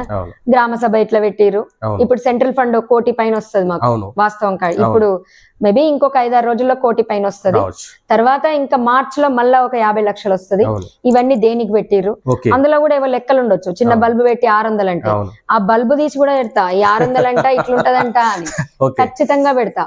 ఓన్లీ ఈ ఫండ్ కాదు, ఈ ఇప్పుడు వచ్చే ఈ ఫండ్ కాదు, గ్రామాభివృద్ధి కోసం వచ్చే ఫండ్ కాదు, ఏ వెంచర్లు జరుగుతున్నాయి, ఎక్కడ జరుగుతున్నాయి, ఏంది అన్ని తీస్తే అన్నిటికీ చట్టం ఉంది. లావణ్య గారు చారగొండకు ఒక రక్షణ కవచంగా నిలబడబోతున్నారా? అందులో డౌట్ లేదు. ఆ విషయంగా ఎమ్మెల్యేనైనా ఎదిరిస్తాను, సీఎం నైనా ఎదిరిస్తాను. కాకపోతే నాకు అవగాహన పూర్తిగా కావాలి కాబట్టి ప్రతి ఒక్కటి ఇప్పుడు చూస్తున్నాను. నేను ఎక్కడ కూడా ఊరికనే పోయి నేను డమ్మీ కావడదు కదా. పట్టి గుంజనం అంటే ఆయి పట్టు గుంజాలి, ఏదైనా గానీ. అన్నిటికీ నేను చూస్తున్నాను, అంతే. ఈ క్వశ్చనింగ్ చేసుకుంటూ చారగొండ గ్రామానికి ఒక రక్షణ కవచంగా నిలుచుకుంటూ వచ్చే 5 ఏళ్లలో మళ్ళా లావణ్య గారు సర్పంచ్ క్యాండిడేట్ గా నిలబడి సర్పంచ్ కాబోతారా? తప్పకుండా. అంటే నేను సర్పంచ్ ఒక్కటని ఫోకస్ పెట్టుకోవట్లేదు. సర్పంచ్ కావాలి, ఏదో హోదా కావాలి, నా ఊర్లో నేను ఏదో పెద్దగా అన్న ఆకాంక్ష నాకు లేదు. ఫస్ట్ ఆఫ్ ఆల్ ఏంటంటే, నాకు ఈ రాజకీయ వ్యవస్థ నచ్చట్లేదు. ఎంత దరిద్రంగా ఉందంటే చాలా ఘోరంగా ఉంది. ఇప్పుడు ఎట్లంటే, ప్రజలు మారాలి, ఓటు వాల్యూ తెలియాలి, ముఖ్యంగా ఓటు వాల్యూ తెలియాలి. ఓటు వాల్యూ తెలియాలంటే నేను ఎంత దంపుడు ఉపన్యాసం ఇచ్చినా దండగే. 1 రూపాయి లేకుండా నా ఊర్లో గెలిస్తే కంపల్సరీగా అది ఆదర్శం తీసుకొని ఫర్దర్ గా ముందుకెళ్తుంది యువత. అందుకని చెప్పేసి నేను నా ఊరిని ఆయువు పట్టు చేసుకున్నా. నా ఊర్లోనే 1 రూపాయి లేకుండా గెలిచి చూపిస్తాను. గెలిచి చూపించిన తర్వాత నా వాయిస్ కి వాల్యూ ఉంటది. అప్పుడు గెలిచి చూపిస్తానే మాట సాధ్యం అవుతుందా? నాకు నా రాష్ట్రాన్ని మార్చుకోవాలని ఉంది. నేను రాష్ట్రం మొత్తం నేను ఒక్కదాన్ని మార్చలేను కాబట్టి నా ఊరిని నేను మార్చగలను, తప్పకుండా మార్చగలను. నాకు ఆ నమ్మకం ఉంది. కంపల్సరీ నా ఊరిని చూసి రాష్ట్రం మారుతుంది, ప్రజలు ముందుకు వస్తారు. ఇలా జరిగిందంట అని ముందుకు వస్తారు. 1 రూపాయి లేకుండా గెలిచి చూపిస్తే అదొక ఆదర్శం అవుతుంది కదా. ఈ ఎలక్షన్ లో కోట్లు, మళ్ళీ ఎలక్షన్ లో 10 కోట్లు. మొన్నెవరు అంటుండే నా ఫ్రెండ్, ఈసారి 5,000 కాదు లావణ్య, ఈసారి 10,000 పంచే వాళ్ళు వస్తారు, అప్పుడు ఏం చేస్తావు అని. 10,000 పంచే వాళ్ళు వస్తే ఏం చేస్తారంటే, ఏం చేస్తాం మనం, ఏం చెప్తాం? అంత ఉన్నప్పుడు ఇంకా సామాన్య ప్రజలు ఎట్లొస్తారు? సామాన్యంగా వచ్చేవాళ్ళు. కాలం ముందుకోతుంది మేడం, కాలం ముందుకోతున్న క్రమంలో డబ్బులు కూడా పెరుగుతున్నాయి. ఓటుకు 500 కూడా లేకున్న రోజుల్లో ఈ రోజు ఓటుకు 5,000 ఇస్తున్నారు, 10,000 కూడా ఇస్తున్నారు. లిటరలీ నిజంగా మీ ఫ్రెండ్ అన్నట్టుగానే రేపు 10,000 కనీసం ఒక తండాలో కూడా 10,000 ఇచ్చి ఒక ఓటును కొనే రోజులు వస్తాయి. ఇలాంటి సందర్భంలో మీరు 1 రూపాయి లేకుండా చారగొండలో ఎట్లా సర్పంచ్ అవుతారు మీరు? ఒక ప్రతిపక్ష నాయకురాలు ఉండి ఎంత ప్రతిఘటించగలిగితే, ఎంత అక్రమాలు ఆపగలిగితే, ప్రభుత్వం నుంచి వచ్చే స్కీములు ఎంత అందుబాటులో చెయ్యగలిగితే కంపల్సరీ మార్పు ఉంటది. నేను వేరే ఇంకెక్కడో పోతే చేయలేకపోవచ్చు, నా ఊరు కదా, నేను తప్పకుండా చేస్తాను. నేను యాక్చువల్ గా ఏంటంటే నాకు రాజకీయం కొత్త కాబట్టి ఇప్పుడు ఒక ప్లాన్ వచ్చింది. ఓకే ఇప్పుడు ఒకటి ప్లాన్ వచ్చింది, వెళ్తాను, చేస్తాను. ఓకే ఈ 10,000 సిస్టమ్ అనేది నా ఊర్లో ఇకపై ఉండదు. ఓకే ఉండదు, ఖచ్చితంగా ఉండదు. ఓకే నా ఊరిని చూసి రాష్ట్రం ఆదర్శంగా తప్పకుండా తీసుకుంటది. ఓకే ఇదైతే నేను నమ్ముతున్నాను. ఓకే నా నమ్మకం ఏంటంటే ఒక్కడుగు నేను వేసిన నాతో పాటు కొన్ని అడుగులు వేసిన అని చెప్పాను నేను. ఓకే నా ఒక్కడుగు కంపల్సరీగా రాష్ట్రానికే ఆదర్శం అయ్యే రోజు రావచ్చు. ఓకే ఎవరికి తెలుసు? అవును ఇప్పుడు ఉద్యమాలు చేసిన పెద్ద పెద్ద నాయకులందరూ ఆ రోజు వాళ్ళు పెద్ద నాయకులు అవుతారని అనుకున్నారో లేదో, అవును కానీ నేను అనుకుంటున్నాను నా ఊరు ఒక్కటి 4,500 ఓటర్లు ఓకే నీతిగా నిజాయితీగా ఓటేస్తే ఓకే తప్పకుండా గెలుస్తాం. ఓకే గెలిచినప్పుడు 100 ఊర్లకు ఆదర్శం అవుతాను. ఓకే ఏముందనిలా, ఎందుకు మార్చలేం? అవును. మీలాగానే ఓడిపోయిన ప్రతి సర్పంచ్ క్యాండిడేట్ పనిచేయాలని కోరుకుంటున్నారా? తప్పకుండా. ఓకే ఇప్పుడు నీకు ఇప్పుడు మీరు ఏమంటున్నారు మేడం అంటే, పదవిలో నేను ఉంటే తెలంగాణ రాష్ట్రాన్ని మార్చదలుచుకున్నా అని అంటున్నారు. నా గ్రామాన్ని ఆదర్శ గ్రామంగా నేను తీర్చిదిద్దుతా, నా ఊరే మొదటి అడుగు అవుతుంది అని అంటున్నారు. ఓకేనా? ఎట్ ద సేమ్ టైం ఓడిపోయిన సర్పంచ్ క్యాండిడేట్లు కూడా ఇలాగనే పనిచేస్తే ప్రతి గ్రామం మారే అవకాశం ఉంది. ఈ తప్పకుండా సందర్భంగా ఓడిపోయిన సర్పంచ్ అభ్యర్థులకు మీరేం చెప్పదలుచుకున్నారు? మీ పనులు మీరు చేసుకోండి. ఓకే ఓకే, ఓకే మన బాధ్యతగా మన పుట్టిన గడ్డ మన ఊరికి ఓకే మన బాధ్యతగా లైఫ్ లో కొంత టైం ఇవ్వండి. ఓకే కొంత టైం ఇచ్చేసి ఏం జరుగుతుంది మన ఊర్లో, ఎట్లా జరుగుతుంది, ఏం చేద్దాం, ఓకే మీ వరకు మీకు వెళ్ళండి. ఓకే ప్రతి చట్టం మనకు అనుకూలంగా ఉంది. ఓకే చట్టాన్ని మనం వాడుకోకుండా మనం ఏం చేయలేమని ఊరుకోవడం తప్పు. ఓకే ఎంత పెద్దోడినైనా రాష్ట్రపతినైనా క్వశ్చన్ చేసే హక్కు ఓకే మనకు చట్టం ఇచ్చింది. ఓకే చట్టం ద్వారా మనం వెళ్దాం. ఓకే మనకు అక్కడ వ్యక్తి కాదు ఓకే శత్రువు, వ్యవస్థ. అవును వ్యవస్థని మార్చాలనుకున్నప్పుడు చట్టాన్ని ఆయుధంగా తీసుకో. అవును వ్యక్తి మనకెప్పుడు శత్రువు కాదు, అవును వ్యవస్థ శత్రువు కాబట్టి మార్చాలనుకున్నప్పుడు ఓకే మీరు వెళ్ళ నాట్ ఓన్లీ సర్పంచ్, ఓకే ఎవరైనా సరే. ఓకే ఓడిపోయిన వాళ్ళు ఏంటంటే, ఓకే ఓడిపోయిన వాళ్ళు గెలిచిన వాళ్ళు ఎవరైనా సరే వాళ్ళకి విన్నపం ఏంటంటే, ఫస్ట్ ఆఫ్ ఆల్ మీరు రాజకీయాన్ని ఓకే మీ వృత్తిగా మార్చుకోకండి. ఓకే మీ వృత్తిగా మార్చుకుంటే ఏంటంటే మీరు బాగుపడతారా లేదో తర్వాత, ఓకే కానీ మన రాష్ట్రం మన దేశం నాశనం అయిపోతుంది. ఓకే అది నేను చెప్పేది అదొక్కటే బెట. ఏంటంటే వృత్తిగా మార్చుకోకండి, ఓకే. మీ పనులు మీరు చేసుకొని. రాజకీయం మీకు ఒక సేవాభావంగా పోతుందా? ఓకే రాన్ ఇంకో 50 ఏళ్ళకి సేవాభావంగా పోవచ్చు అవును మనం ప్రయత్నిస్తే. అవును అది ప్రయత్నించకుండా ఇంకో 50 ఏళ్ళు పోతే అవును. ఏదో కంట్రీలా ఒక గద్ద, ఒక ఫోటోగ్రాఫర్ ఏదో అవును, చెప్పారు అవును. జస్ట్, మీకు ఐడియా ఉందా? ఆ బాపు బాబు చిన్న బాబును పెడుతుంటే తినడానికి పైన గద్ద వచ్చేసేమో వాడు ఎప్పుడు చేస్తాడా అని వెయిట్ చేస్తుంది. అవును ఈ ఫోటోగ్రాఫర్ ఏమో ఆ ఫోటో ఎంత బాగా రావాలా అని ట్రై చేస్తున్నాడు. అవును కానీ వాడికి ఒక బెడ్ ముక్క పెడదామన్న ఆలోచన అవును ఈ ఫోటోగ్రాఫర్ కి రాలేదు. నిజంగా మానవత్వానికి అవును. దరిద్రం అది. అవును అలాగ తయారవుతుంది ఈ ఓటర్లకి, ఓకే ఈ రాజకీయ నాయకులకి, ఓకే పైన ఉన్న వీళ్ళెవరు మన కార్పొరేటర్స్. అవును కార్పొరేటర్ పాయింట్ ఏంటి? వాడికి 1000 కోట్లు కావాలి. అవును రాజకీయ నాయకుడిది ఏంటి? ఎంతసేపటికి వాడు ఏవో ఫ్రీ ఇవ్వడమా, ఇవి ఇవ్వడమా, అవి ఇవ్వడమా ఇచ్చేస్తాడు, ఓట్లు వేయించుకోవాలి. అవును ఇక్కడక్కడ బాలుడు ఎవరంటే ప్రజలు. అవును అక్కడున్న ఫోటోగ్రాఫర్ వచ్చేసేమో కార్పొరేటర్ అయితే, ఓకే బాలుడు ఎవరంటే ప్రజలు, ఓకే ఆ గద్దెవరు పొలిటీషియన్. అంతే. ఇంత దారుణ వ్యవస్థకు మనం పోతే మానవత్వం ఇంకేడు ఉంటది. అవును ఇంకొకటి నన్ను అల్టిమేట్ ఎవ్వరు బతికినా 60-65 ఏళ్ళు. అవును మీకెందుకు ఇంత దరిద్రం? ఇన్ని కోట్లైనా మీకెందుకు దాహం తీరదు? అవును నేను ఇప్పుడు సూటిగా అడుగుతున్నాను అవును ఆమె కవితక్కను, అవును. నువ్వేం వెలగబెట్టినావని అమ్మ నువ్వు సీఎం కావాలనుకుంటున్నావు? ఓకే నేను ఇప్పుడు ఒక్కొక్క ఇంటికి వెళ్ళు, అవును. నిజంగా నీ ఏడుపు చూస్తే నాకు అనిపించింది తల్లి. ఉమ్. శ్రీకాంత్ చారి ఆ అవును. తోలు ఊసిపోతుంటే ఆ అవును. బాధ అవును నిజంగా మళ్ళొక్కసారి కన్నీళ్ళు ఆ బాధ పెడుతుందేమో. శ్రీకాంత్ చారి కాదు, ఆ బాధ పెడుతుందేమో. అవును. అంత బాధ పెడితే ఆ బిడ్డ పాపం తట్టుకొని ఓకే. జై తెలంగాణ అన్నాడు. అవును అట్లాంటి వాళ్ళేమో చచ్చిపోయి ఎక్కడో ఉన్నారు, అవును. వాళ్ళ కుటుంబాలు ఏవో అవస్థలు పడుతున్నాయి. అవును కానీ నువ్వు మాత్రం ఇవాళ వచ్చేసి ఏదో ముసలి కన్నీరు గార్చి పిల్లల మీద ఒట్టు పెట్టడానికి ఆమెకు సిగ్గుందో లేదో గానీ చూడటానికి నాకు సిగ్గుంది అనిపిస్తుంది. ఓకే నిజంగా నాకు అనిపించింది అట్లా. ఓకే ఏమన్నంటే నేను జాగృతి చేసిన, ఏం నరికినవని, ఎన్ని కోట్లు సంపాదించుకున్నావని, అవును ఎన్ని కోట్లు, లక్షల కోట్లు సంపాదించుకున్నావు, ఇంకా నీ దాహార్తి జీరలే, అవును ఇంకా నీకు వచ్చేసి మళ్ళీ ఇప్పుడు నీకు సీఎం కావాలనా? నువ్వు సీఎం అయితే మా కర్మనా? ఇంకేమనాలి? అవును ఇట్లాంటి వ్యవస్థ తయారైతున్నప్పుడు ఇంకేమనాలి? అవును వాస్తవం కాడికి నాన్న దొరలొద్దు అని చెప్పి తరిమి కొట్టినావు, అవును. కమ్యూనిస్ట్ జెండాలు పట్టినావు. అవును ఒక్కసారి హిస్టరీ చదివి చూడండి. అవును ప్రాణాలు 18 ఏళ్ల పిల్లలు 20 ఏళ్ల పిల్లలు ప్రాణాలు పోగొట్టుకున్నారు. అసలు ఒక్కొక్క ఇంట్లో 4-5 చచ్చిర్రు. అయినా మొండిగా బతుకుతున్న తల్లులు ఎంతమంది, మొండిగా బతుకుతున్న కుటుంబాలు ఎంతమంది. కేసీఆర్ కుటుంబం వాళ్ళకి లేని బాధకి ఇప్పుడు కవిత ఈమె కన్నీళ్లు చూసితే నాకు నిజంగా నాకు తెలిసి ఏ ఒక్కరు జాలి చూపరు. జాలి ఏ ఒక్కరు చూపరు. నేను చెప్తున్నా కదా, జాలి ఏ ఒక్కరు చూపరు. సిగ్గైతుంది నువ్వు ఏడుస్తుంటే. నాకు అనిపించింది పర్సనల్ గా, నేను ఒక తెలంగాణ ఆడబిడ్డగా నిజంగా సిగ్గు అనిపించింది. మరి నలిన్ లాంటి వాళ్ళు పాపం ఒక్కసారి ఆలోచించండి. జాబ్ వదిలేసి మీ నాన్న చేసిన అకృత్యాలకు ఆమెకు మళ్ళీ లైన్ రానియకపోతే స్పిరిచువల్ ఎన్నుకొని పోయింది ఆమె పాపం. ఇట్లాంటి వాళ్ళు ఎంతమంది ఉన్నారు మనకు. మామూలుగా చెప్పాలి పేర్లు, ఇప్పుడు వీడియోకు ఎంతమంది ఉన్నారు, ఎంతమంది చచ్చిపోయారు. నీకేమన్నా నిజంగా నువ్వు అన్లు ఏడుస్తుంటే అధ్యక్ష ఆడవాళ్లకు హక్కు లేదా, రిజర్వేషన్లు లేవా అంటుంటే నాకు ఇయ్యాల గుర్తుకొచ్చిందా అమ్మ నీకు అనిపించింది. ఇయ్యాల గుర్తుకొచ్చి ఇయ్యాల ఒగల కన్నీళ్లు మారిస్తే ఏమనుకోవాలా జనాలు. నిజంగా బెట ఒక రాజకీయ నాయకురాలని నేను ఎవరిని విమర్శించను, ఘాటుకు ఒక పదం అనను. ఆమె ఏడుస్తుంటే అయితే నిజంగా చెప్పినా నీకన్నా సిగ్గుండాలే, చూసేందుకు నాకన్నా సిగ్గుండాలే అనిపించింది. నిజంగా అనిపించింది నాకు. ఓకే, మీ క్వశ్చనింగ్ బాగుంది మేడం. సమాజం పట్ల, ఓటర్ల పట్ల, గ్రామ వ్యవస్థ పట్ల మీకున్న శ్రద్ధకు నిజంగా మీకు యాక్సెప్ట్ చెప్పాలి. ఫస్ట్ టైం రాజకీయాల్లోకి వచ్చారు, సర్పంచ్కి ఓడిపోయారు. వచ్చే 5 ఏళ్లలో మీ ఈ క్వశ్చనింగ్ అనేది కంటిన్యూగా ఇలాగే ఉండాలని, తప్పకుండా ఉంటుంది, ఇలాగే ఉండాలి. వచ్చే 5 ఏళ్లలో మళ్ళీ మిమ్మల్ని సర్పంచ్ లావణ్యగా మేము ఇంటర్వ్యూ చేయాలని మేము కూడా కోరుకుంటున్నాం. ఎందుకనంటే ఒక్కటి నాన్న మేడం, వాస్తవం కాడికి రాజకీయం నా వృత్తి కాదు. సర్పంచ్ కావాలి, లేకపోతే ఎంపీటీసీ కావాలి, లేకపోతే జెడ్పీటీసీ కావాలి, నా వెనకాల 100 మంది లీడర్లు జనాలు వచ్చి జై కొట్టాలి నాకు లేదు. వాస్తవం కాడికి నాకు అస్సలు లేదు. నా బాధ ఏంటంటే ఏమైపోతుంది రాష్ట్రం, ఇంత దౌర్భాగ్యంగా తయారవుతుంది, ఏమైపోతుంది. రావాలి, కొంచెం ప్రక్షాళన రావాలి, ఎవరో ఒకరు ముందుకెయ్యాలి. నేను వేస్తున్నాను అంతే, అది నా బాధ్యత అనుకొని వేస్తున్నది. ఎంతవరకు విశ్వసిస్తున్నారు మేడం మీరు విజయం సాధిస్తారు ఈ అడుగులో? కంపల్సరీ.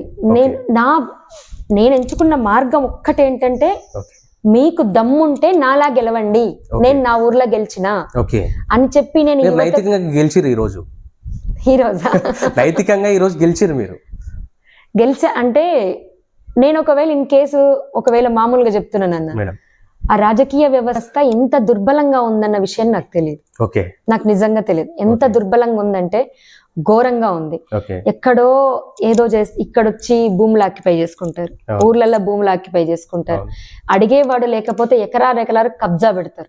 అది ఎవడి తాత సొమ్ము కాదు, తెలంగాణ ప్రజలది. ఎకరాలు కబ్జాలు పెడతారు, కోట్ల సంపాదిస్తారు. ఆ కోట్లను తీసుకొచ్చి మళ్ళీ ఇంకే పదవి కొంటారు. ఆపండ్రా బాబు మీ బిజినెస్. ఎవరో ఒకరు ముందుకెళ్ళాలి, ఏదో ఒకటి ప్రయత్నం జరగాలి, జరుగుతుంది. నేను అనుకుంటున్నాను ఖచ్చితంగా జరుగుతుంది. నాకున్న నానమ్మ మీరు ఒక్కరే కదా, ఎలా పోతారు, ఎలా సాధిస్తారంటే చట్టం. నేను చట్టపరంగా ఖచ్చితంగా ఎన్నుకుంటాను. చట్టపరంగా తప్పకుండా పోరాడుతాను.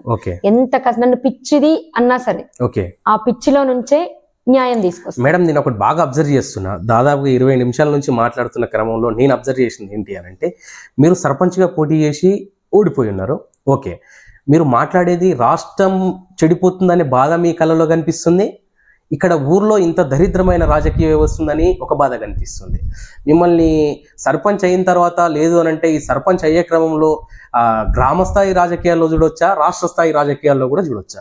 ఏ స్థాయి రాజకీయంలో చూసినా గానీ ఇంత ఇప్పుడున్నారు కదా ఈ రాజకీయ నాయకులు, కొందరు కుల పెద్దలు నేను కొంతమందిని అబ్జర్వ్ చేసిన. కొన్ని ఎలక్షన్స్ అంటే మామూలుగా పాత ఒక ఎలక్షన్స్ కూడా నేను ఎక్స్పీరియన్స్ చేసిన. మా కులానికి విన్నోట్లున్నాయి, ఈ కులానికి అమ్మేస్తాం. ఫస్ట్ నీ కులానికి నువ్వేం చేస్తావో చెప్పు. ఈ కుల రాజకీయాలేంది, మత రాజకీయాలు. నేను ఒక మీటింగ్ లో చూసిన, మా కులానికి ఇన్నోట్లున్నాయి, ఇట్లుందని. నువ్వు కులానికి ఏమైనా జైనిక కుల నాయకుడు అయినవా, లేకపోతే నువ్వు కులానికి ఉన్న ఓట్లు అమ్ముకోనికి కుల నాయకుడు అయినా? కులాన్ని నమ్మడానికి. వాళ్ళ మాటలు వినే మనం మూర్ఖులం అనుకోవాలి. ఒకరు వస్తారు, నాది ఈ కులం, ఇన్ని నోట్లున్నాయి, ఇంత ఇవ్వండి. దరిద్రం ఏంటంటే ఇక్కడ తీసుకుంటారు, అక్కడ తీసుకుంటారు. వాళ్ళకి అదొక బిజినెస్ అనేది.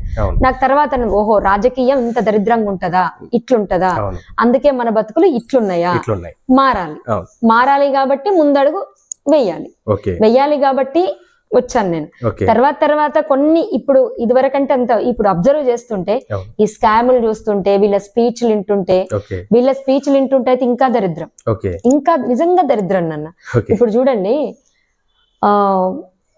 ఫస్ట్ తెలంగాణ వచ్చినప్పుడు ఏమనుకున్నామంటే అమ్మయ్యా మన రాష్ట్రం మనకు వచ్చింది, రైట్ ఓకే అవును మనకి ఇంకా ఉద్యోగాలు మనవే, అవును భూములు మనయే. అవును. ఇది వరకు ఎవరిని తిట్టేవాళ్ళం? ఆంధ్ర వాళ్ళని తిట్టేవాళ్ళం. అవును వీళ్ళుండబట్టే మనకింత దరిద్రం పట్టింది, అవును మనం ఇట్లున్నాం. అవును కానీ ఆంధ్ర వాళ్ళకన్నా దరిద్రులు మన వాళ్ళు. అవును 10 ఏళ్ళు పాలించండు కేసీఆర్ కాక, కాదంటలేను. తెలంగాణ తెచ్చుకోవాలి, ఎంతో అంతో పాత్ర ఉంది, ఆయన అంటే నాకు గౌరవం. ఓకే ఆ విషయంలో కూడా నేను ఒప్పుకుంటాను. ఓకే కానీ లాస్ట్ 3 ఏళ్ళు రాష్ట్ర ఎకానమీ గమనించండి, ఎంత దరిద్రంగా పడిపోయింది, అవును ఎంత దరిద్రంగా పడిపోయింది. అవును కొంగరకాలం డెవలప్ కావాలంటే నాన్న ఓపెన్ సీక్రెట్ అది అందరికి తెలుసు. అవును కవిత ఆస్తులు ఎంత ఉన్నాయి? అవును నేను ఇప్పుడు ఆమెనే అనడం కాదు, ఎన్ని ఉన్నాయి కేసీఆర్ కుటుంబం ఆస్తులు? ఒక రాజకీయ నాయకుడి కొన్ని ఆస్తులు ఉన్నాయంటే ఆడికి పబ్లిక్ ప్రాపర్టీ ఏదో ఒకటి, పబ్లిక్ సంబంధించిన సంస్థ ఏదో ఒకటి అనలేస్తాడు, డెవలప్మెంట్ అంటాడు. ఆ చుట్టుపక్కల ఉన్న ఆ పార్టీలో పనిచేసే చెంచగాళ్ళు మొత్తం కార్లు కొనడం, పెట్టడం. ఇక్కడ చీటర్ అయ్యేది ఎవరు? నార్మల్ ప్రజలు, రూపాయి కూడా పెట్టిన ప్రజలే. ఎక్కడో ఎవరు పోతారే, ఆడగొను డెవలప్ అవుతుంది, ఈడగొను డెవలప్ అయింది అంటే పోతారు. రూపాయి కూడా పెట్టిన పైసలు అందులో పెడతారు. అది డెవలప్ అయినప్పుడు, పోయినప్పుడు. ఇప్పుడు లేదు మళ్ళీ డెవలప్మెంట్. ఇప్పుడు ఎక్కడుంది? ఇప్పుడు లేదు. నాకు తెలిసి రియల్ ఎస్టేట్ రేవంత్ రెడ్డి అని కూడా అనడం కూడా కరెక్ట్ కాదు. వంశీకృష్ణన్ వచ్చేసి మీ మాజీ సర్పంచ్ ఇట్లా భూదందా చేసిండు, నా దగ్గర ఆధారాలు ఉన్నాయి, ఇవన్నీ ఉన్నాయి, అవి ఉన్నాయి అని చెప్పిండు. సర్పంచ్ పదవి ఉన్నప్పుడే కదా ఆయన చేసింది. ఎమ్మెల్యే వన్స్ నువ్వు గెలవంగానే నీ పార్టీలోకి వచ్చిండు, మరి నువ్వు ఎట్లా కలుపుకున్నావు? నీకు తెలిసే కదనా ఆయన భూదందాలు చేసిండని తెలిసే, నీ పేరు డ్యామేజ్ అవ్వదా? నువ్వెట్లా కలుపుకున్నావు బాగుంది. మళ్ళీ ఏమైందో మళ్ళీ వెళ్ళిపోయిండు ఆయన, మళ్ళీ ఏదో మళ్ళీ ఇంకేమైందో వెళ్ళిపోయేదడివే భూ కబ్జా కోర అవుతాడా? మరి అంతకు ముందుకు ఎందుకు కాలేదు? అసలు కబ్జా కోరలందరూ మీరందరా, లేకపోతే ఎవరు? నువ్వింత తిను, నేనింత తిను, అందరింత తిను, ఇది ఈ వ్యవస్థ మారాలి. పరంపర ఈ వ్యవస్థ మారాలి. నా ఊర్లోనే ఇంతుందంటే, మా ఎమ్మెల్యే అన్న దగ్గర ఇంతుందంటే, ఇంకా దేశం వల్ల ఎంత ఉంటది, రాష్ట్రం వల్ల ఎంత ఉంటది, ఈ దరిద్రం ఇంకెంత ఉంటది. ఇది మారాలన్నది నా కాన్సెప్ట్. నాకు అర్థమైందే గింతుంటే, నాకు అర్థం కాని ఇంకెంత ఉంటది. నేను ఇప్పుడు తెలియకనే అడుగుతున్నా వీళ్ళందరినీ. నేను తెలిసిన నాలెడ్జ్ తోటి కూడా అడుగుతలేను, వాస్తవం చెప్తున్నా. సాధారణ ఒక గృహిణికి వచ్చే డౌట్ నాకు వచ్చింది ఏంటంటే, మీ వీడియోలు చూస్తే నువ్వు కబ్జా కోరువి, అందుకే నేను నిలబడ్డా, నీ చేతిలో ఊరు రాకూడదు అని ఈయన అన్నాడు. నువ్వే కబ్జా కోరువి, నువ్వు నా దగ్గర ఆధారాలు ఉన్నాయని ఈయన అన్నాడు. మీరిద్దరు కాదు, నా పార్టీ అభ్యర్థి శుద్ధపూస, బిఆర్ఎస్ అభ్యర్థి కబ్జా కోరు అన్నాడు. మరి అదే ఆయన నీ పార్టీలో ఉన్నప్పుడు ఆయన అప్పుడు శుద్ధపూసనా? ఒకవేళ ఆయన బయటికి రాకుండా నువ్వు ఆయన టికెట్ ఇస్తే ఆయన శుద్ధపూసనా? అంతే. ఎవరు శుద్ధపూసలు? ఏం జరుగుతుంది? ప్రజలు పిచ్చోళ్ళు అంతే. ఇప్పుడు ప్రజలు పిచ్చోళ్ళు. మీరు మళ్ళీ ఎట్లా మైకులు పెట్టి, సెట్టింగ్స్ పెట్టి, మైకులు పెట్టి చెప్పినప్పుడు ఇంకెట్లా నమ్మాలి? రేపు పొద్దుగాల ఎంపీటీసీ వీళ్ళు లోకాయుక్త ఒప్పందం చేసుకోరని గ్యారంటీ ఎక్కడుంది? నాకైతే అనిపించట్లేదు. నేను 100% ఆ ఓడిపోయిన అభ్యర్థి గెలుస్తాడు, ఈయన ఆయన మళ్ళీ ఇద్దరు ఒకటైతారు, మళ్ళీ ఎమ్మెల్యే అన్న కాడుకోతారు. ఎమ్మెల్యే అన్న సరే లోపల చేసుకుంటారు. అల్టిమేట్ గా పిచ్చోళ్ళు అయ్యేది ఎవర్రా నాయన అంటే పబ్లిక్.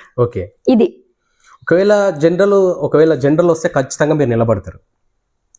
బీసీ జనరల్ వచ్చినా, బీసీ మహిళ వచ్చినా నేను ఖచ్చితంగా నిలబడతాను. మీ మీద మీకు ఎందుకు నమ్మకం లేకుండా పోతుంది? నేను గెలుస్తా ఈసారి కంపల్సరీ ఎంపీటీసీ గాని. ఇంకెక్కడ పోయినసారి అంత ప్రత్యక్షంగా ఎలక్షన్లు చూసినాక నా మీద నాకు ఏ నమ్మకం పెట్టుకొని పొమ్మంటున్నావు నన్ను?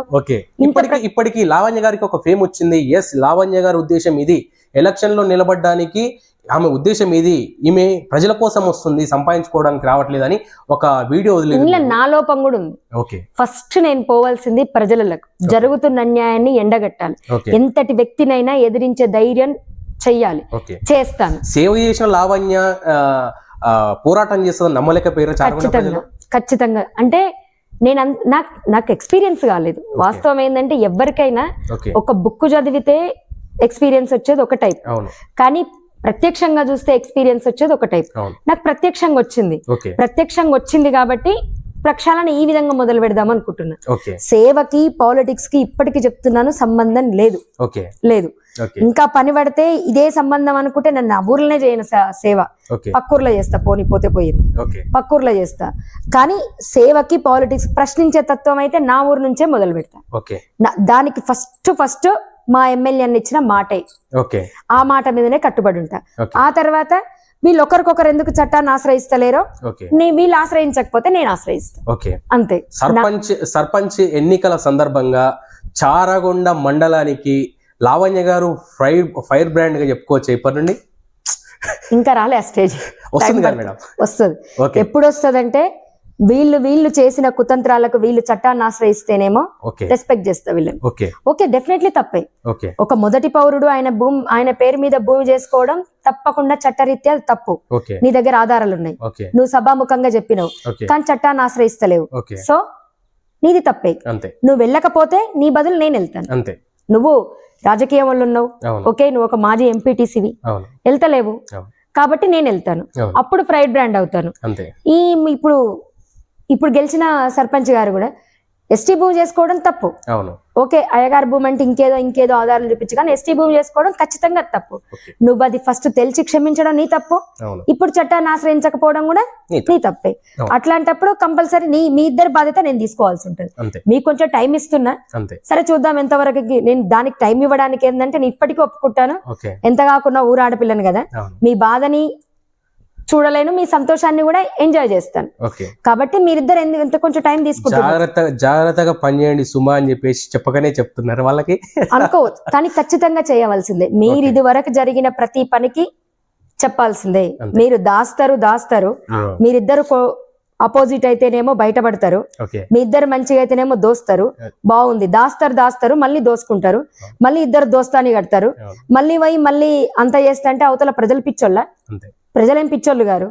ఖచ్చితంగా నేను ఆయననే చెప్పిన 4502 ఓట్లు మావి, 4501 మంది నిద్రపోయినా గానీ నేను నిద్రపోను, ఖచ్చితంగా నిద్రపోను, నేనైతే నిద్రపోను. ఇంకా వీళ్ళు అంటారు ఏదో బెదిరిస్తారు అది ఇదని. నన్ను ఇంతవరకు ఎవరు బెదిరియలేదు, బెదిరించే ధైర్యం కూడా చేయలేదు. బెదిరిస్తే నేను బెదరను కూడా పాపం, బెదరను, నన్ను ఎవరు బెదిరియరు బేట, బెదిరించే ధైర్యం కూడా చేయరు పాపం. ఇంకోటి ఏంటంటే వచ్చినాయి మేడం అలాంటి నామినేషన్ వేసిన తర్వాత రిటర్న్ తీసుకోండి ఏమైనా ఉంటే చిచి ఒక్కటి రాలే బెదిరించరు కూడా. మరీ వాళ్ళు బెదిరించేంత లెవెల్ క్రిమినల్స్ గారు. మీకు భయపడ్డారు అనుకోవచ్చా, ఈమె గెలవదు ఈమె దగ్గరికి పోవడం ఎందుకులే అనుకోవచ్చా? అంత క్రిమినల్స్ గారు. ఓకే, ఒక్క ముక్కలో చెప్పాలంటే ఓకే అంత క్రిమినల్స్ కాదు, ఏదో దోచుకొని తిందాం. అపోజిషన్ వాళ్ళ మీద కూడా మీకు అపారమైన క్లారిటీ ఉంది, ప్రేమ కూడా ఉంది. ప్రేమ అనలేం గానీ అంత క్రిమినల్స్ కాదు, ఆ లెవెల్ ఆఫ్ థింకింగ్ క్రిమినల్స్ గారు. ఓకే, ఎట్లా అంటే ఏదో దోచుకొని తిందాం. వాళ్ళు పాపం ఒక్క ముక్కలో చెప్పాలంటే నాన్న ఊరు దాటితే మళ్ళీ దేనికి పనికిరారు. ఈ ముక్క చెప్తున్నా కదా, ఊరు దాటితే ఆడ ఉన్న వాళ్ళు కూడా మామూలుగా ఆడ పొలిటీషియన్స్ నేను గమనించిన కాడికి ఊరు దాటి బతకగలిగిన దమ్ము ధైర్యం సత్తా ఉన్న వాళ్ళు బయటకు వచ్చారు, నిక్షేపంగా నిమ్మలంగా ఎకనామికల్ గా సెటిల్ అయ్యారు, ఊరుకు 10 రూపాయలు పెడదామన్న ఉద్దేశంతో ఉన్నారు. కాకపోతే వాళ్ళకి అవకాశం రావట్లేదు అనుకుంటాను నాకు తెలిసి. కానీ ఆడ ఉన్నోళ్ళు అయితే ఊరు దాటితే దేనికి బతకలేరు. ఓకే, ఇప్పుడు గెలిచిన సర్పంచ్ కూడా ఎంతో కొంత ఖచ్చితంగా సేవ చేస్తాడు అని నమ్ముతున్నారా? నమ్ముతున్నాను. ఏదైనా ఓపెన్ గా చెప్పాలి, ఏదైనా ఓపెన్ గా. ఇప్పుడు గెలిచిండని చెప్పేసి మనం దుర్భాషలు ఆడడం కూడా కరెక్ట్ కాదు. రాజకీయంగా ప్రశ్నిద్దాం, మంచి ఉంటే మెచ్చుకుందాం, అందులో కూడా తప్పులేదు. ఇప్పుడు మా ఊర్లో సీసీ రోడ్లు లేకుండా, సరే ఈయన బిజినెస్ కోసం వేసినా, ఈయన దేనికోసం వేసినా ఈయనకు బిల్స్ రాలేదంటారు. కాకపోతే అప్పుడున్న బిజినెస్ నాలెడ్జ్ నాకు లేకపోయిందేమో, ఎందుకంటే రాష్ట్రం వల్ల ఆర్టీసీ ఎంప్లాయీస్ కి పోలీస్ ఎంప్లాయీస్ కి జీతం ఇయ్యలేని సిచ్యువేషన్ లో ఈయన సీసీ రోడ్లు వేసిండు, కాబట్టి ఈయనకు బిల్స్ రాలేదన్నారు. ఇప్పటికీ క్లియర్ అయినాయి అంటున్నారు, ఎంతవరకు వాస్తవం నేను చెక్ చేయలేదు. అండర్ డ్రైనేజ్ చేయించిండు, అందులో ఒప్పుకోవాలి. అంతకు ముందు జెడ్పీటీసీలు కూడా చేశారు. దౌర్భాగ్యం ఏంటంటే ఏది పట్టించుకోలేదు, దోమలు మురికి వాసన అట్లే ఉండే. ఎంతో కొంత ఈయన విషయం వల్ల ఈయన సేవ చేసిండు, నేను కాదని కూడా ఏమనట్లేను. ఎంతో అంత కరప్ట్ కూడా చేసిండు, కరప్ట్ కూడా ఘోరంగానే చేసిండు, ఎంతో అంత కరప్ట్ కూడా చేసిండు. రెండు ఉన్నాయి, చూద్దాం ఇంకెట్లా అవుతుంది. వాళ్ళు ఏంటంటే పాపం ఆ లెవెల్ నాలెడ్జ్ లేదు పాపం వాళ్ళకి. ఏంటంటే ఏదో కళ్యాణ లక్ష్మి పెట్టినావా, 10,000 తిన్నావా, అట్లా. వీళ్ళ థింకింగ్ కొంచెం డిఫరెంట్ గా ఉన్నది, బీఆర్ఎస్ వాళ్ళది. వాళ్ళది కొంచెం డిఫరెంట్ తక్కువ ఉన్నది అంతే. ఓకే మేడం, ఎంపీటీసీ ఎలక్షన్లు రాబోతున్నాయి, ఎంపీటీసీగా నిలబడబోతున్నారా, ఎలా జరగబోతున్నాయి, వాటిపైన మీ ఉద్దేశం ఏంటి? ఎంపీటీసీగా నాకు తెలిసి బీసీ జనరల్ వస్తేనేమో ఓడిపోయిన కాంగ్రెస్ అభ్యర్థి దిగుతాడు. తర్వాత ఎస్టీ పోయిన సర్వే ఫాలో అవుతున్నారు అంటున్నారు కదా, పోయిన సార్ వచ్చినాయి వస్తాయి చేంజ్ ఏమవ్వవు అన్నారు కదా.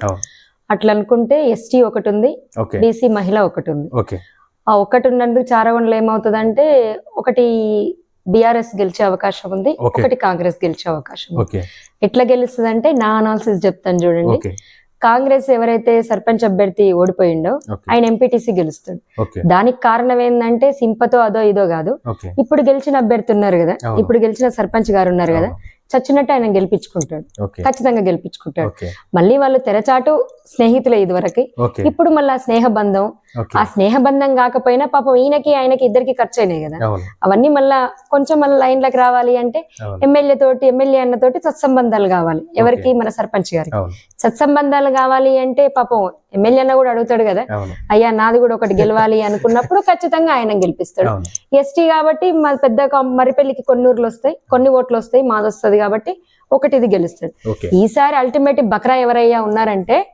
బిఆర్ఎస్ నుంచి బీసీ క్యాండిడేట్ గా వేసే అతను బక్రా, ఓకే ఆయన బక్రా అవుతాడు. చారగొండలో ఖచ్చితంగా బక్రా అవుతాడు. ఎలక్షన్ తర్వాత అయినా చూడండి ఆయన ఖచ్చితంగా బక్రా అవుతాడు. ఓకే ఖచ్చితంగా పాత స్నేహం, వీళ్ళ స్నేహం ఎంత గొప్పదంటే ఓకే ఒక్క మాట చెప్తాను నాన్న, వీళ్ళ స్నేహం నాకే ఆశ్చర్యం అనిపిస్తది. ఓకే మరి చారగొండ ప్రజలకు ఎందుకు ఆశ్చర్యం అనిపించదో నాకు ఇప్పటికీ అర్థం కాదు. ఓకే నువ్వు ఇట్లా చేసినవు, నువ్వు ఒక లంగవు, ఒక్క ముక్కలో చెప్పాలంటే నువ్వు ఒక లంగవు. ఓకే ఓ ఎస్టీ భూమి నువ్వు ఆక్యుపై చేసుకున్నావు, ఓ అయ్యగారి భూమి ఆక్యుపై చేసుకున్నావు, ఊరు నాశనం కాకూడదని చెప్పి నేను వచ్చినా అని ఇప్పుడు గెలిచిన సర్పంచ్ చెప్పిండు. ఓకే ఓకే ఆయన నెక్స్ట్ డే ఏం చెప్పిండు, నేనే అడిగాను బలరాం గారిని, ఏంది మీరు ఏది కౌంటర్ ఇవ్వట్లేదు, అవును మీరు నిజంగానే చేసిరంటే ఆయన ఏం చేసిండు, ఒక వెంచర్ లో వెంచర్ డెవలప్మెంట్ కోసం ఇచ్చిన భూమి నీ పేరు మీద రిజిస్ట్రేషన్ చేసుకొని నువ్వు అమ్మినవు, ఓకే నువ్వు లంగవు అని ఆయన ఇచ్చిండు, ఓకే నువ్వు నాకన్నా ఎక్కువ పెద్ద లంగవు అని ఆయన ఇచ్చిండు, ఓకే మీరిద్దరు లంగలే, దొందే.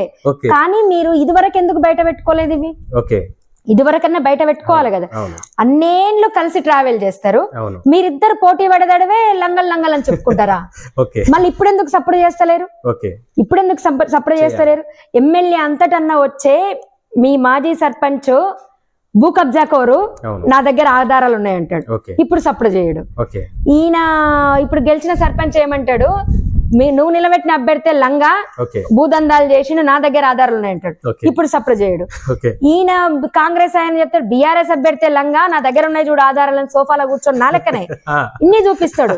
పాపం ఈయనైతే ఇంకా మైక్ సెటప్ పెట్టుకొని చెప్తాడు, మళ్ళీ ఇప్పుడు ఎవ్వరు సపోర్ట్ చేయరు. దీన్ని బట్టి ఎవరు లంగల్ వాళ్ళ ఓట్లేసిన ప్రజలా చూస్తున్నా నేను పిచ్చిదాన్న, ఎవరు పిచ్చోళ్ళు చెప్పునా అన్న నిజంగా. ఇప్పుడు దానికి సమాధానం ఎవరు చెప్తారు, నేను అడిగేది ఏంటంటే ఈ అంశాలను ఎంపీటీసీ ఎలక్షన్ లో మీరు తెరపైకి ఖచ్చితంగా తీసుకురావాలి. తీసుకురాకపోతే ఎట్లా, వీళ్ళ స్నేహం ఎట్లుంటదంటే ఖచ్చితంగా ఓడిపోయిన అభ్యర్థి మళ్ళీ నిలబడతాడు, నిలబడ్డప్పుడు గెలిచిన అభ్యర్థి ఆయనని గెలిపించుకుంటాడు. దీనికి రీజన్ ఏంటంటే, సరేరా బాబు నువ్వు కొంత లాస్ అయినావు, నేను కొంత లాస్ అయినా, ఇప్పుడు 3 ఏళ్ళు ఎమ్మెల్యే ఉంటాడు వంశన్న, నాకు పనులు కావాలి కాబట్టి నువ్వు కొంచెం మీ ఎమ్మెల్యే తోటి చెప్పు, ఓకే మన ఇద్దరం మళ్ళీ పోదాం, లంగల్చి మళ్ళీ ఒకటి అవుదాం, ఓకే ఇది ఒకటి. ఇంకొకటి ఏంటంటే, ఇంట్లో వంశకృష్ణ ఒక క్వశ్చన్ అడుగుతున్నాను, వాస్తవం ఆయన వచ్చేసి 2000 పబ్లిక్ లా మీ మాజీ సర్పంచ్ ఇట్లా భూదందా చేసిండమ్మా, ఔటర్ రింగ్ ఎంత దుర్బలంగా ఉందన్న విషయం నాకు తెలియదు, నాకు నిజంగా తెలియదు. ఎంత దుర్బలంగా ఉందంటే ఘోరంగా ఉంది. ఎక్కడో ఏదో ఇక్కడొచ్చి భూములు ఆక్యుపై చేసుకుంటారు, ఊర్లలో భూములు ఆక్యుపై చేసుకుంటారు, అడిగేవాడు లేకపోతే ఎకరాలు కబ్జా పెడతారు. అది ఎవడి తాత సొమ్ము కాదు, తెలంగాణ ప్రజలది. ఎకరాలు కబ్జాలు పెడతారు, కోట్ల సంపాదిస్తారు. ఆ కోట్లను తీసుకొచ్చి మళ్ళీ ఇంకే పదవి కొంటారు. ఆపండ్రా బాబు మీ బిజినెస్, ఎవరో ఒకరు ముందుకెళ్ళాలి, ఏదో ఒకటి ప్రయత్నం జరగాలి, జరుగుతుంది. నేను అనుకుంటున్నాను ఖచ్చితంగా జరుగుతుంది. నాకున్న నానమ్మ మీరు ఒక్కరే కదా, ఎలా పోతారో ఎలా సాధిస్తారంటే చట్టం. నేను చట్టపరంగా ఖచ్చితంగా ఎన్నుకుంటాను, చట్టపరంగా తప్పకుండా పోరాడుతాను. ఎంత నన్ను పిచ్చిది అన్నా సరే ఆ పిచ్చిలో నుంచే న్యాయం తీసుకొస్తాను. మేడం, నేను ఒకటి బాగా అబ్జర్వ్ చేస్తున్నా, దాదాపు 20 నిమిషాల నుంచి మాట్లాడుతున్న క్రమంలో నేను అబ్జర్వ్ చేసింది ఏంటి అని అంటే, మీరు సర్పంచ్గా పోటీ చేసి ఓడిపోయి ఉన్నారు.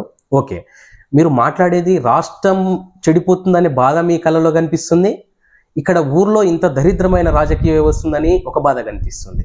మిమ్మల్ని సర్పంచ్ అయిన తర్వాత లేదు అని అంటే, ఈ సర్పంచ్ అయ్యే క్రమంలో గ్రామ స్థాయి రాజకీయాల్లో చూడొచ్చా, రాష్ట్ర స్థాయి రాజకీయాల్లో కూడా చూడొచ్చా? ఏ స్థాయి రాజకీయంలో చూసినా గానీ ఇంత ఇప్పుడున్నారు కదా ఈ రాజకీయ నాయకులు, కొందరు కుల పెద్దలు. అవును. కుల పెద్దలు నేను కొంతమందిని అబ్జర్వ్ చేసిన కొన్ని ఎలక్షన్స్ అంటే మామూలుగా పాత ఒక ఎలక్షన్స్ కూడా నేను ఎక్స్పీరియన్స్ చేసిన. ఓకే.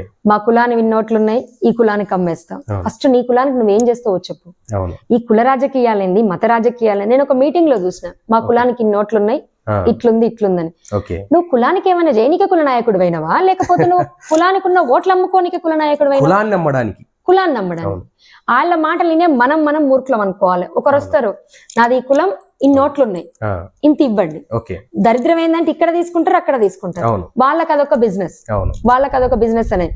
నాకు తర్వాత ఓహో రాజకీయం ఇంత దరిద్రంగా ఉంటదా, ఇట్లుంటదా, అందుకే మన బతుకులు ఇట్లున్నాయా, మారాలి కాబట్టి ముందడుగు వెయ్యాలి కాబట్టి వచ్చాను నేను. తర్వాత కొన్ని ఇప్పుడు ఇదివరకంటే అంత ఇప్పుడు అబ్జర్వ్ చేస్తుంటే, ఈ స్కాములు చూస్తుంటే, వీళ్ళ స్పీచ్లు వింటుంటే అయితే ఇంకా దరిద్రం, ఇంకా నిజంగా దరిద్రం అన్న. ఇప్పుడు చూడండి, ఫస్ట్ తెలంగాణ వచ్చినప్పుడు ఏమనుకున్నామంటే, అమ్మయ్యా మన రాష్ట్రం మనకు వచ్చింది, ఓకే, మనకి ఇంకా ఉద్యోగాలు మనవే, భూములు మనయే. ఇదివరకు ఎవరిని తిట్టేవాళ్ళం? ఆంధ్ర వాళ్ళని తిట్టేవాళ్ళం. వీళ్ళుండబట్టే మనకింత దరిద్రం పట్టింది, మనం ఇట్లున్నాం. కానీ ఆంధ్ర వాళ్ళకన్నా దరిద్రులు మన వాళ్ళు. 10 ఏళ్ళు పాలించండు కేసీఆర్ కాక, కాదంటలేను. తెలంగాణ తెచ్చుకోవాలి, ఎంతో అంతో పాత్ర ఉంది, ఆయన అంటే నాకు గౌరవం. ఆ విషయంలో కూడా నేను ఒప్పుకుంటాను. కానీ లాస్ట్ 3 ఏళ్ళు రాష్ట్ర ఎకానమీ గమనించండి, ఎంత దరిద్రంగా పడిపోయింది. కొంగరకలను డెవలప్ కావాలంటే నాన్న ఓపెన్ సీక్రెట్ అందరికి తెలుసు, కవిత ఆస్తులు ఎంత ఉన్నాయి. నేను ఇప్పుడు ఆమెనే అనడం కాదు, ఎన్ని ఉన్నాయి కేసీఆర్ కుటుంబం ఆస్తులు. ఒక రాజకీయ నాయకుడి కొన్ని ఆస్తులు ఉన్నాయంటే ఆడికి పబ్లిక్ ప్రాపర్టీ ఏదో ఒకటి, పబ్లిక్ సంబంధించిన సంస్థ ఏదో ఒకటి అనలేస్తాడు, డెవలప్మెంట్ అంటాడు. ఆ చుట్టుపక్కల ఉన్న ఆ పార్టీలో పనిచేసే చెంచగాళ్ళు మొత్తం కార్లు కొనడం, పెట్టడం. ఇక్కడ చీటర్ అయ్యేది ఎవరు? నార్మల్ ప్రజలు, రూపాయి కూడా పెట్టిన ప్రజలే. ఎక్కడో ఎవరు పోతారే, ఆడగొను డెవలప్ అవుతుంది, ఈడగొను డెవలప్ అయింది అంటే పోతారు, రూపాయి కూడా పెట్టిన పైసలు అందులో పెడతారు. అది డెవలప్ అయినప్పుడు, పోయినప్పుడు. ఇప్పుడు లేదు మళ్ళీ డెవలప్మెంట్. ఇప్పుడు ఎక్కడుంది? ఇప్పుడు లేదు. నాకు తెలిసి రియల్ ఎస్టేట్ రేవంత్ రెడ్డి అని కూడా అనడం కూడా కరెక్ట్ కాదు. నాకు తెలిసి కేసీఆర్ గారున్నా మన దరిద్రం ఇట్లే ఉంటుంది. ఇది కొంతమంది మేధావులకు అర్థం అవుతుంది, మన దరిద్రం ఇట్లే ఉంటుంది. ఏడంగా వస్తుంది చెప్పు నాన్న. ఇప్పుడు మనకు తెలిసిన అందరికి తెలిసినది అగ్రికల్చర్. ఇప్పుడు నీకు నాకు ప్రతి ఒక్క కుటుంబానికి టచ్ ఉన్నది అగ్రికల్చర్ లా తేడా ఏమొచ్చింది? ఏమనంటే రుణమాఫీ అంటారు. నువ్వు ఎవరు చేయమన్నాడు దిక్కుమాలిన రుణమాఫీ? వాస్తవం కాడికి రుణమాఫీలు చేసి ఎన్ని బంధులు పెట్టినా కూడా రైతు ఏం బాగుపడతలేదు. పత్తి చేల్లో పత్తి తీయలేక, కూలి కట్టేయలేక వదిలిపెట్టే సిచ్యువేషన్ లో ఉన్నప్పుడు నువ్వేం చేస్తే, నువ్వు ఫస్ట్ దాని ప్రక్షాళన చెయ్యి. ఎట్లా అంటే, నువ్వు మిర్చి పండించే రైతు ఉంటాడు, మిర్చి పండించే రైతు 50 రూపాయల క్వింటల్ ఎక్కడో అమ్ముకోకుండా అదే పౌడర్ కొట్టి మార్కెట్ లోకి ఆ పౌడర్ అమ్ముకునే స్టేజ్ కి తీసుకెళ్ళి, మిర్చి పౌడర్ ఎంత బెట?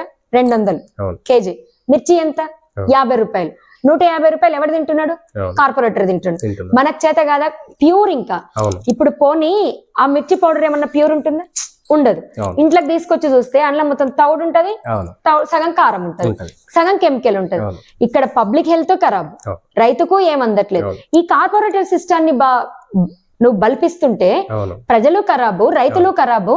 అప్పుడు ఎవరి ప్రక్షాళన కావాలి? రాజకీయ వ్యవస్థ ప్రక్షాళన కావాలి. 50 రూపాయల కేజీ అమ్ముకునే రైతుని 200 రూపాయల కేజీ పౌడర్ అమ్ముకునే పబ్లిక్ కి దగ్గర చేస్తే ఏమవుతుంది? రైతు బాగుపడతాడు, పబ్లిక్ బాగుపడతాడు. ఫర్ ఎగ్జాంపుల్ సింపుల్ బెట, 5 రూపాయల కేజీ ఆలుగడ్డ రైతు అమ్ముతాడు. చిప్ ప్యాకెట్ ఎంత? 5 రూపీస్. అందులో ఎన్ని ఆలుగడ్డలు ఉంటాయి? హాఫ్ ఉంటుంది మేడం, అంతే. హాఫ్ ఉంటుంది. ఇక్కడ మొత్తం కేజీ ఇన్ని ఉంటాయి, హాఫ్ ఆలుగడ్డ ఇంత ఉంటుంది. ఈ కార్పొరేటర్ వ్యవస్థ ఎంత బాగుపడింది? బాగుపడ్డది కదా. నువ్వు రైతుని అందులో ఎంతో కొంత మేలు చేస్తే రైతు బాగుపడతాడు కదా. అగ్రికల్చర్ డిపార్ట్మెంట్, అగ్రికల్చర్ అనేది ఒక్కటి బాగుపడితే రాష్ట్రం బాగుపడుతుంది, దేశం బాగుపడుతుంది. ఎందుకు ఫోకస్? నీ దిక్కుమాల రైతు బంధులు నీవి ఇవి ఎవరికి కావాలి? నువ్వు రుణమాఫీ చేసినావు, వాస్తవం కాడికి 10 or 20%, 15% అయ్యింది.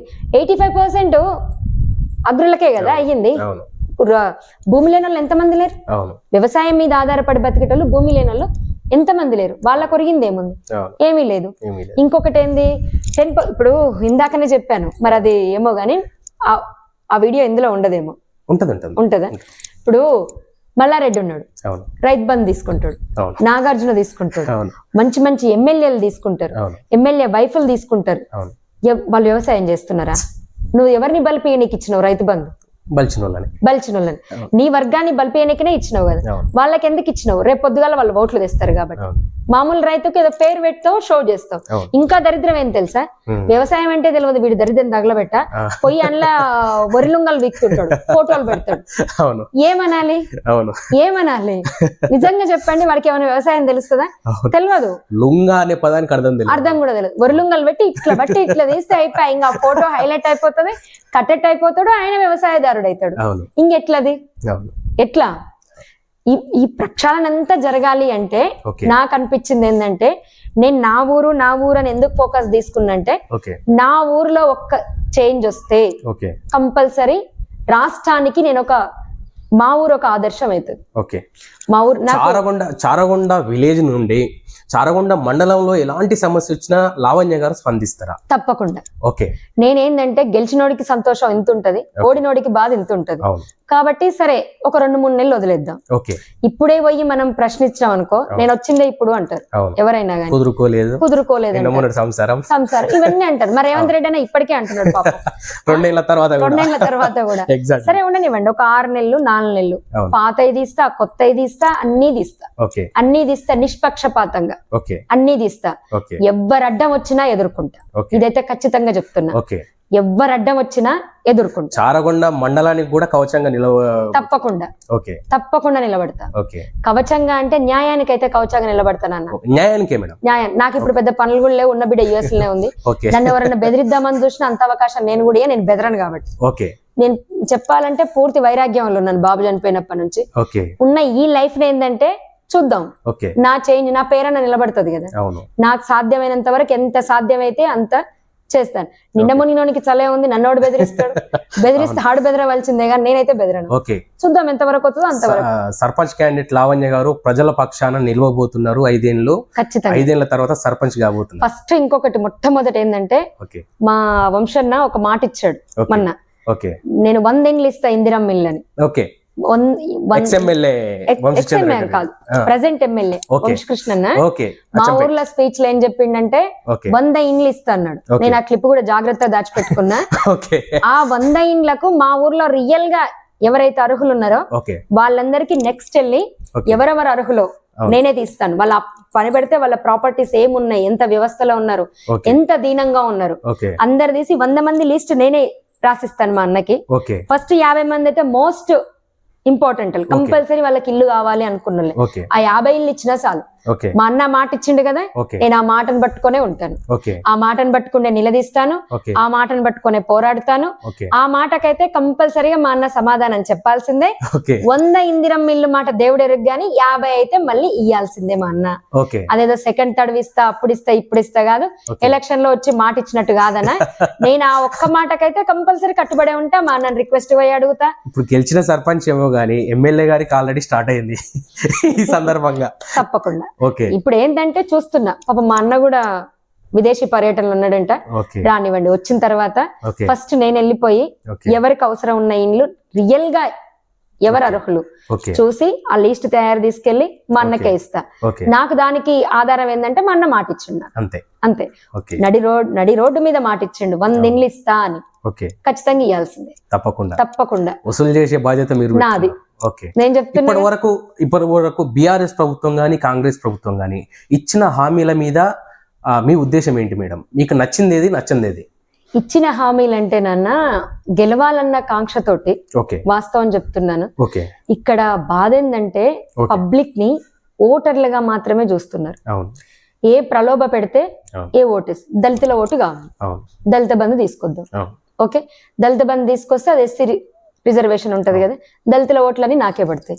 కానీ తీసుకొచ్చారు, హర్షణీయమే, నేను కూడా ఒప్పుకుంటా. పైలట్ ప్రాజెక్ట్ గా కానీ ఆ దళిత బంధులలో 75% పబ్లిక్ కోతే 25% వీళ్ళు భోంచేసారు. ఓకే, పథకాలు కూడా సరిగా అందట్లే ప్రజలకి, అందలేదు. సరే తీసుకొచ్చిర్రు, చేసిర్రు, వీళ్ళు భోంచేసారు. సరే ఇంకా అది పోనీ ఎంతో కొంత బెటరేలే, 70% అన్న యూజ్ అయిందేమో అనుకోవచ్చు ఒక విధంగా ఆలోచిస్తే. ఇంకా మెల్ల బెటరే కదా, గుడ్డి కన్నా మెల్ల బెటరే కదా.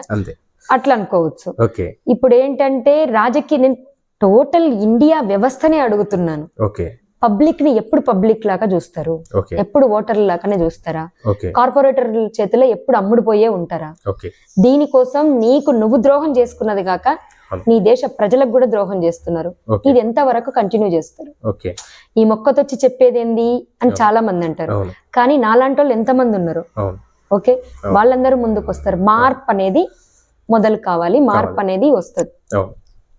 మీరు ముందొచ్చే ఎలక్షన్ లో సర్పంచ్ గా గెలవాలని, మీరు అనుకునే అన్ని కూడా విజయం సాధించాలని మేము కూడా కోరుకుంటున్నాం. ముందొచ్చే ఎలక్షన్ లో సర్పంచ్ గెలవాలన్నది ఇప్పటికీ చెప్తున్నాను అన్న. ఓకే నాకు రవ్వంతా కూడా ఏదో ఆ పదవి అలంకరించాలి, ఆ పదవి ఏదో నేను గమనిస్తున్న విషయం ఏంటంటే మీరు పని చేయదలుచుకున్నారు.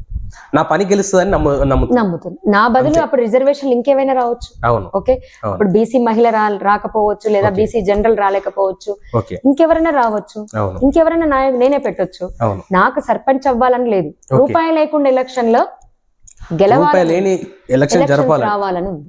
ఓకే నాకు సర్పంచ్ అవ్వాలని లేదు. ఓకే రూపాయి లేని ఎలక్షన్స్ రావాలి, రాజకీయ ప్రక్షాళన మార్పు మొదలు కావాలి, ఓకే సెప్టిక్ ట్యాంక్ చేంజ్ అవ్వాలి. అంతే లేకపోతే ఇండియా ఇంకా దరిద్రంగా ఉంటది.